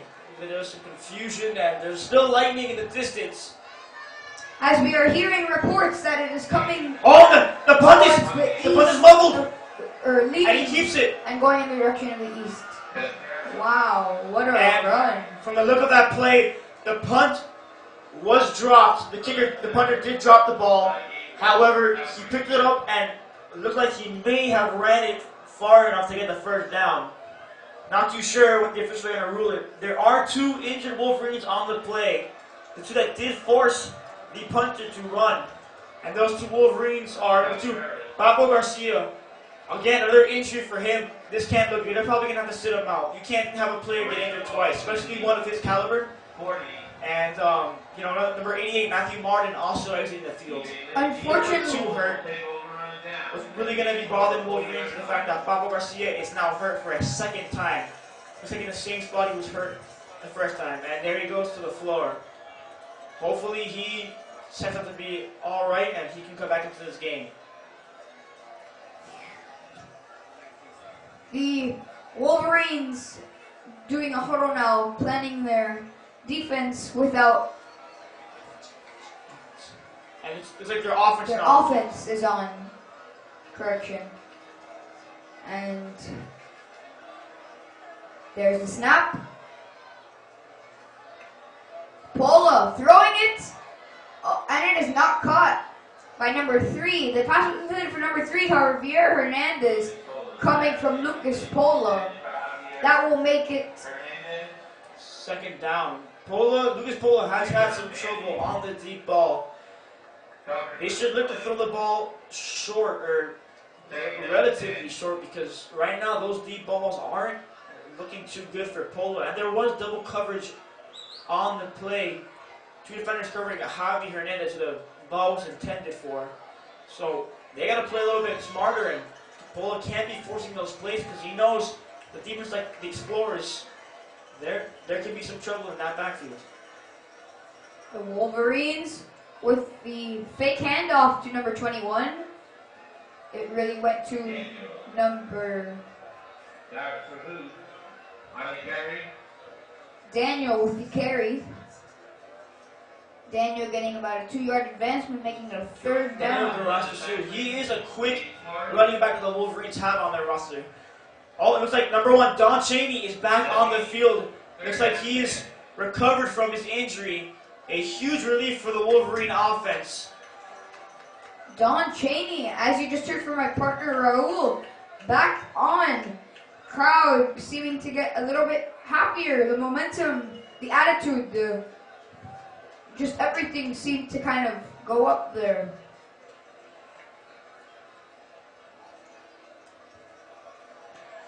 Lucas Polo running. He's got And to throw. just decides to have a QB scramble. Lucas Polo. Lucas Polo has to be able to find somebody open, and the receivers have to do a better job of getting separation. You can't run out of bounds in a situation like this. Time is running out. He didn't even go out of bounds too. It looks like he stayed in bounds, lost 2 yards, and the clock is running. Not what you want to do in this situation. Looks like the punt team will be heading onto the field for the Wolverines. Disappointing drive. Nothing too much happening on the right side. Don Chaney is back in the game. On the downside, Pablo Garcia has sustained another injury, and they are stretching him out on the sidelines. Oh, and you heard that hit there for the punt. And the punt will go to number, sorry, not to a number, to the Columbus Explorers. Columbus Explorers getting their offense out. And as time runs out, so does the hope of a win for here at Tropical Park for the Wolverines. There still is 6 minutes left, 30 seconds. There's plenty of time for the Wolverines to score 2 touchdowns. However, they can't afford to make mistakes. They have to capitalize. Every drive they get, they have to score or get in field goal range for Javon Rice to make that field goal. Wolverines, or the official timeout, called on the field. What you're going to be seeing from the Wolverines now is a very aggressive offense, an aggressive defense that's going to be looking to get some turnovers. Because that's what they're going to need to get back in the game. And let's take a look at our sponsors one more time.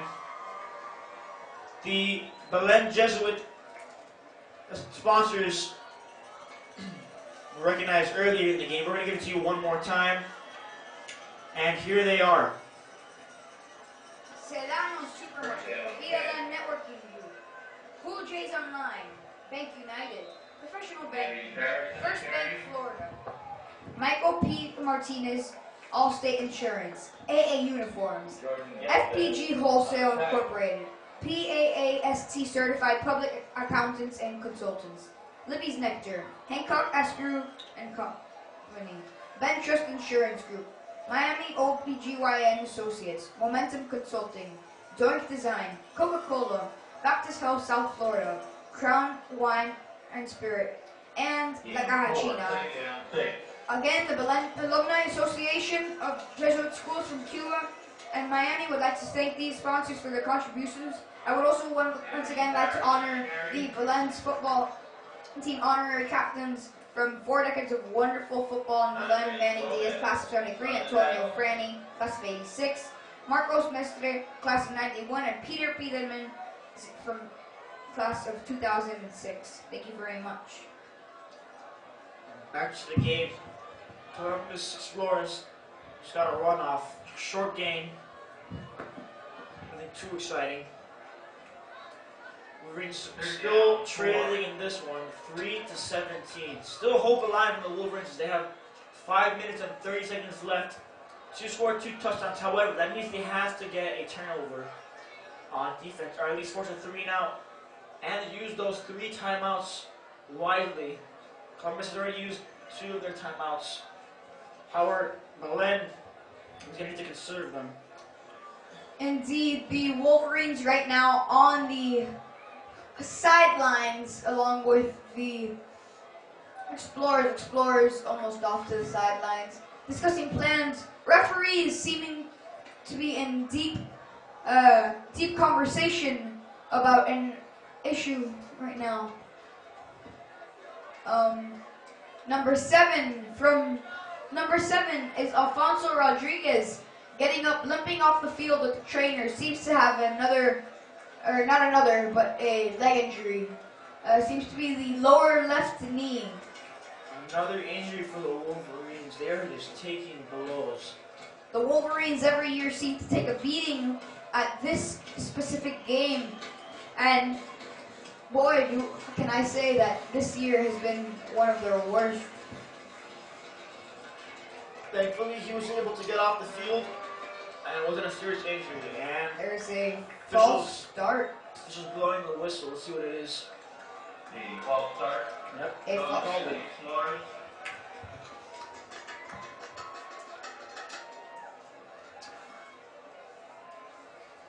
Crowd, a little bit happy to hear that. It's a 5-yard penalty. Ball at the 11. Third down, 8. Third down. Wolverines need to stop the Explorers right here, right now. Crucial stop. With this stop, Wolverines will have enough time to score a touchdown and get back in this. And, Marcelo number 21 for the Explorers running it. Paris Jr. with the reception, touchdown, Explorers. And what hope the Wolverines had, unfortunately, has just gone away as the Explorers complete what looked like to be a short pass. And they managed to take it all the way down to the end zone for a touchdown. Wolverines now down 23-3. Well, it looked like to be a close game. Just got a whole lot bigger. With a whole 20-point lead, the Wolverines only have 4 minutes and 38 seconds to pick up their game. And boy, do the Wolverines need a Hail Mary right now. At this point, Wolverines are probably going to be playing for respect, unfortunately. You know, now they can't give up any more mistakes and just stay focused. And the kick is good. Sadly, now seeing some Wolverine fans start to exit and leave. A lot of fans losing hope after that touchdown. And they seem to be clearing out pretty quick. However, the beloved senior section always stays. And the senior section throwing baby powder, having just a great time. Whether they win or lose, being a great, loud, and proud crowd here at Tropical Park. The Wolverines high-fiving each other, walking off the field, and then walking back on. Number 2 with a bit of a limp, walking back onto the field. Number 2, Pedro Garcia has taken quite a beating. 2 injuries so far this game, both in the same leg. His lower calf and his lower ankle and leg.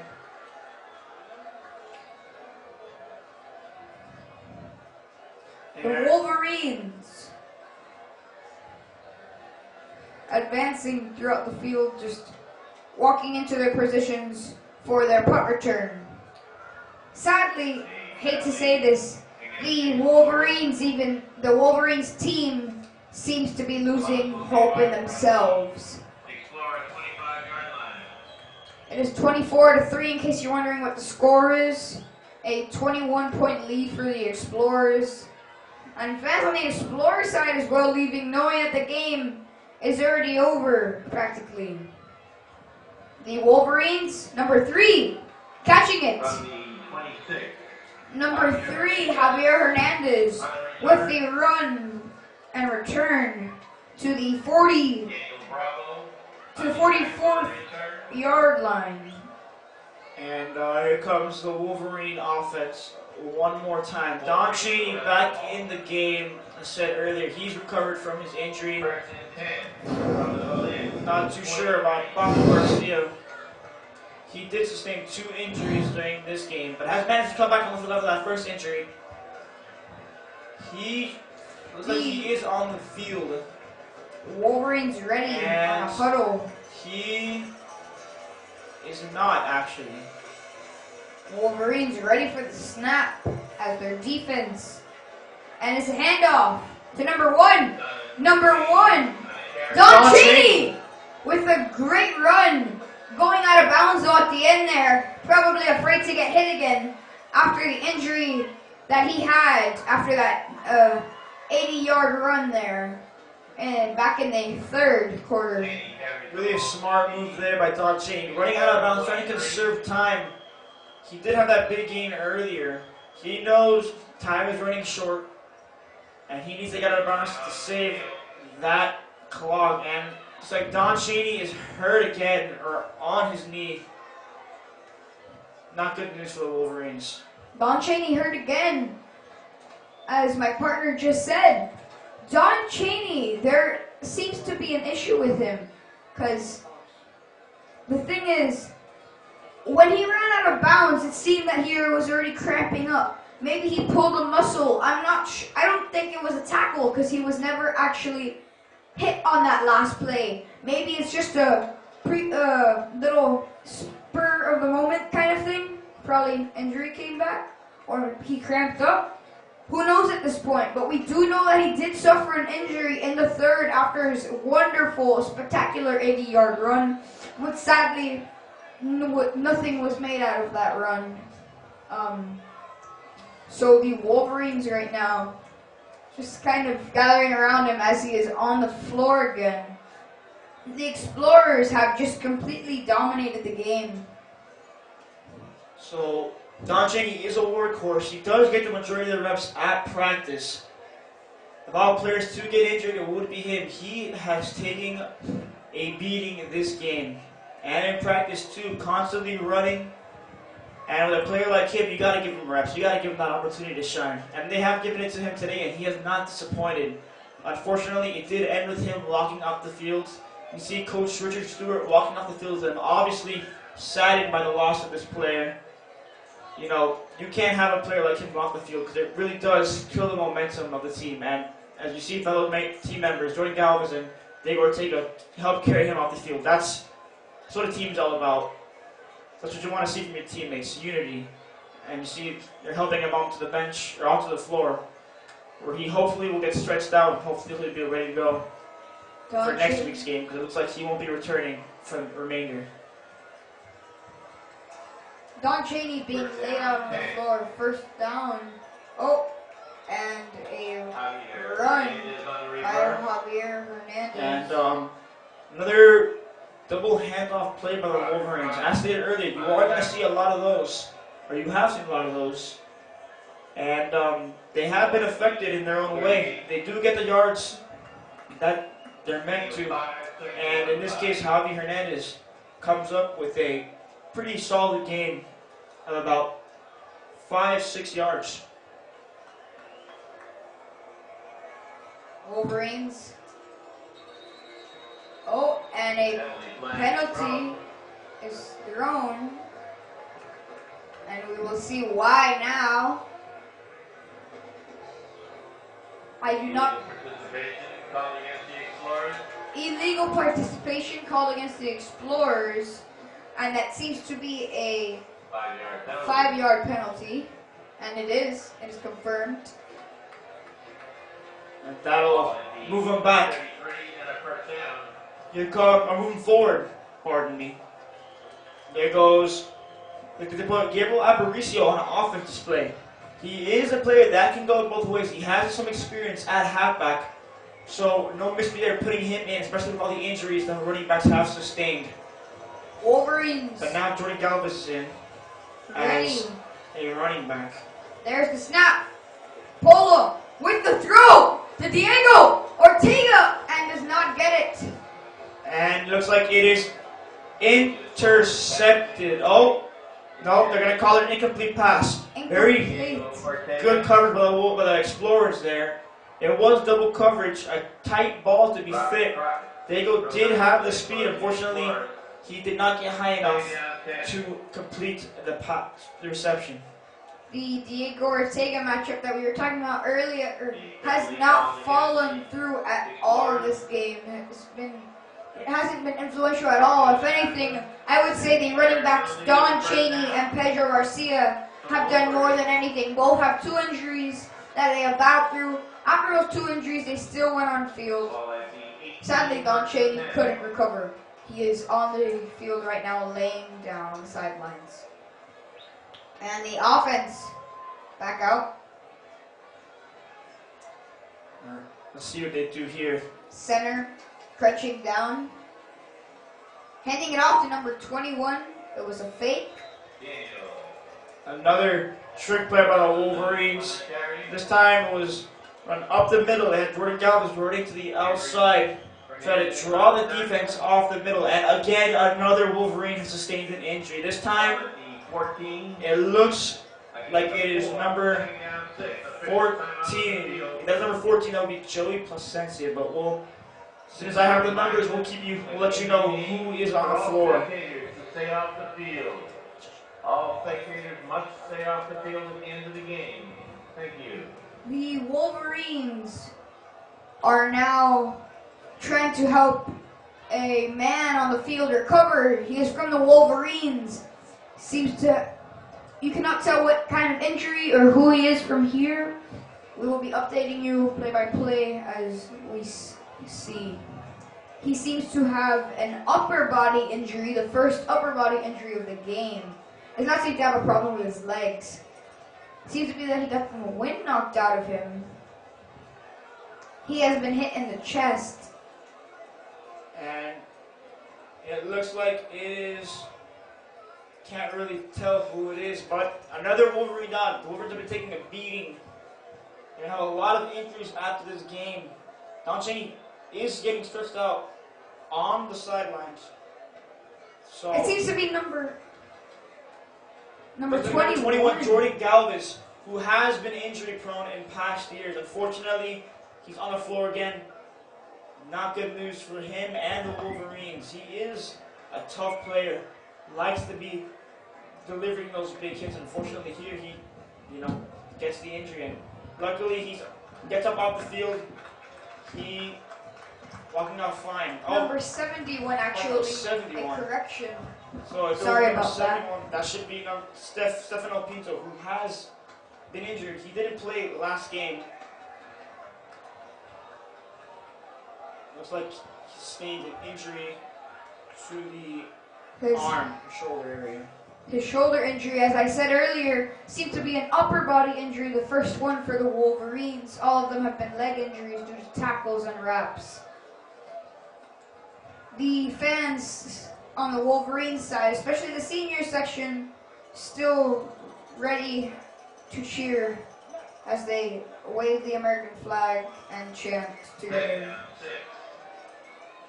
Second down. And there are 2 minutes and 36 seconds left of the game. Jordan Galvez on the carry. Jordan Galvez with carry with his 0-yard gain. That was Jordan Galvez. He is not injured. He made a mistake. The injured Wolverine was Stefano Pinto. Jordan Galvez is fine.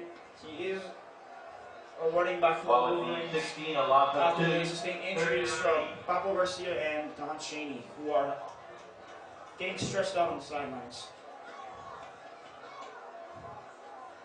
A lot of Wolverines on the sidelines. Look like number 8, Diego Ortega, their star receiver, is also getting stretched out on the sidelines. And a receiver for him is Nate Payne, number 12. And the quarterback is rolling out. And it's a complete pass to number 28. Great. Good game. Oh. Let's see if that pass was completed to. Ball at E9. Again, 7. What's the game. Not too sure who caught that ball. They're saying it's Diego Ortega. He's on the sidelines right now, getting stretched out. Was a complete pass though, and it did set up the Wolverines for good field position. Unfortunately, there is 1 minute left on the clock. Nothing much the Wolverines can do here. Just play for pride and get that touchdown, and lessen the lead the Explorers have. The Wolverines getting their defense back out, or offense, pardon me. Daniel with the carry. And Daniel with the carry, and ended up getting a 2-yard gain. And looks like the Rastu was the receiver who caught that ball on the previous play. Rastu is a fast back. You have to keep him in situations where he can really run the ball. He has the legs. And with the 2 injured running backs, they're going to be seeing him for the remainder of the game. Wolverines called a timeout, as you heard from my partner Raul. And sadly, very disappointingly, the game is just about many over. fans leaving. There There are 37 seconds left on the clock. In the fourth quarter, the score is 24-3. And the Wolverines have started to lose hope in themselves, and the crowd is now leaving. As from my view, you could see the parking lot, and crowds of people are already leaving. Because sadly to say for Wolverine fans, the outcome is obvious. And the Wolverines have lost for the 12th straight year the Classic Bowl.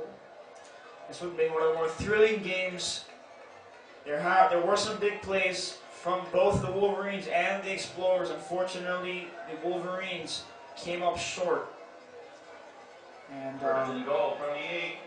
Number 9, Diego Ortega, moving up 2 yards away from the touchdown. smart play by Lucas Polo. Running out of bounds, conserving time. Still trying to get that last touchdown in before the game expires. Wouldn't be surprised if they run the ball here and give a quick pass to the receiver who's right now, Nate Payne, still in the game for injured Diego Ortega. Diego.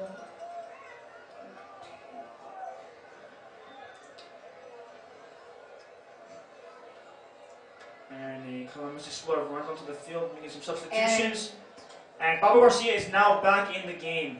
He did sustain 2 injuries earlier in the game, but looks like he's ready to go. He is a tough running back, and he is ready to get back into this game.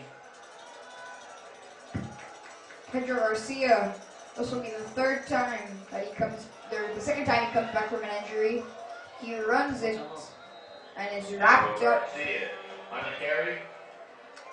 Pedro Garcia there with the carry. Not seeming to make any advancement in yards. If anything, 1 yard. It's a third down. And it looks like the Wolverines called a timeout. Still trying to get that last touchdown, like I said earlier. Belen called a timeout. Did get the ball to Pablo Garcia. Trying to get him a well-deserved touchdown. He has played very well this entire game. And in that receiver now, Nicholas Carvajal, another great receiver the Wolverines have. He has some great hands, and he can run some great routes too. Wouldn't be surprised if they throw him a quick ball, because you know with him, he's going to catch it. The Wolverines, timeout ending. The Water Boys walking off, so are the coaches. Lucas Polo walking back onto the field after having a quick personal talk with Coach Stewart and Delgado. Now having a huddle of their own. Number 75, their center, first one to walk out. And the Wolverines. And Lucas rolls Polo. out, throws it, touchdown. Throws it, and another touchdown for the Wolverines. Javi Hernandez with the reception. He has played a great game today. Oh, there is another injured Wolverine on the field. Oh, but he slowly gets up, and that was Lucas Polo himself. Not what you want to see. A lot of players injured. You do not want your starting quarterback injured. Luckily, they do have a good quarterback at backup in Santiago Venegas. He's a young quarterback with a lot to prove. Many players have been injured this game, including number 1, Don Cheney, number 2, Pedro Garcia, number 71, Stefano Pinto, and many others, including almost one of the most influential players of this game, Lucas Polo. And Javin Rice, who's had both his field goal in the first half blocked and then later converting one in this quarter, or in this half, pardon. See if he can add to his points, and he does. Wolverines now trailing 10-24 with 17 seconds left in the game. Unfortunately, Wolverines will lose this game, but not without scoring one more touchdown. And fortunately for some of these players, they're going to be able to come back next year and really give it back to Columbus for those 12 years of beating Belen. They have a lot to prove next year. A lot of these juniors have been waiting for this game since their time at Belen, and it's good to see them have another chance next year. And this is such a big game. We are talking about it like it's the end of the season, yet they have a whole season left to play. They still have some upcoming games. In case you would like to attend any or buy tickets to any, you could go online to belenjesuit.org and check some out and where they are, whether they're home or away, and maybe you could even come and attend. There's still plenty of games left to play in case you want to watch one. And let's see if the Wolverines are just going to give them a regular kickoff, or if they're just going to maybe go for a little onside and, maybe try to get this Columbus kickoff team a little shaken up, even though they're winning. Just like to mess with them a little bit, Always good to mess with the opponent. Unfortunately, really, it looks like they're lining up for the onside kick. And their Explorers receive the ball, and it looks like that'll be game. So one more play to be called before the game will be over. There are 15 seconds left for this game. However, 15 seconds between timeouts, breaks, huddles can turn into a whole minute. So stick with us for a little bit longer. And so many fans clearing out, especially the Wolverines. At the Wolverine 27. And it appears the Explorers are in victory formation. They're going to kneel and they're going to let the time expire. Well, the end results of this year's game, Columbus 24, Belen 10. Thank you for tuning in with us, watching this exciting game. And be sure to tune in next week and buy tickets and show up to the game when Belen takes on Southwest. And it's sure to be another great game. I'm Noel Rodriguez. This is Benjamin Kier and Raul signing off. Thank you for joining us here at Tropical Park. Thank you very much.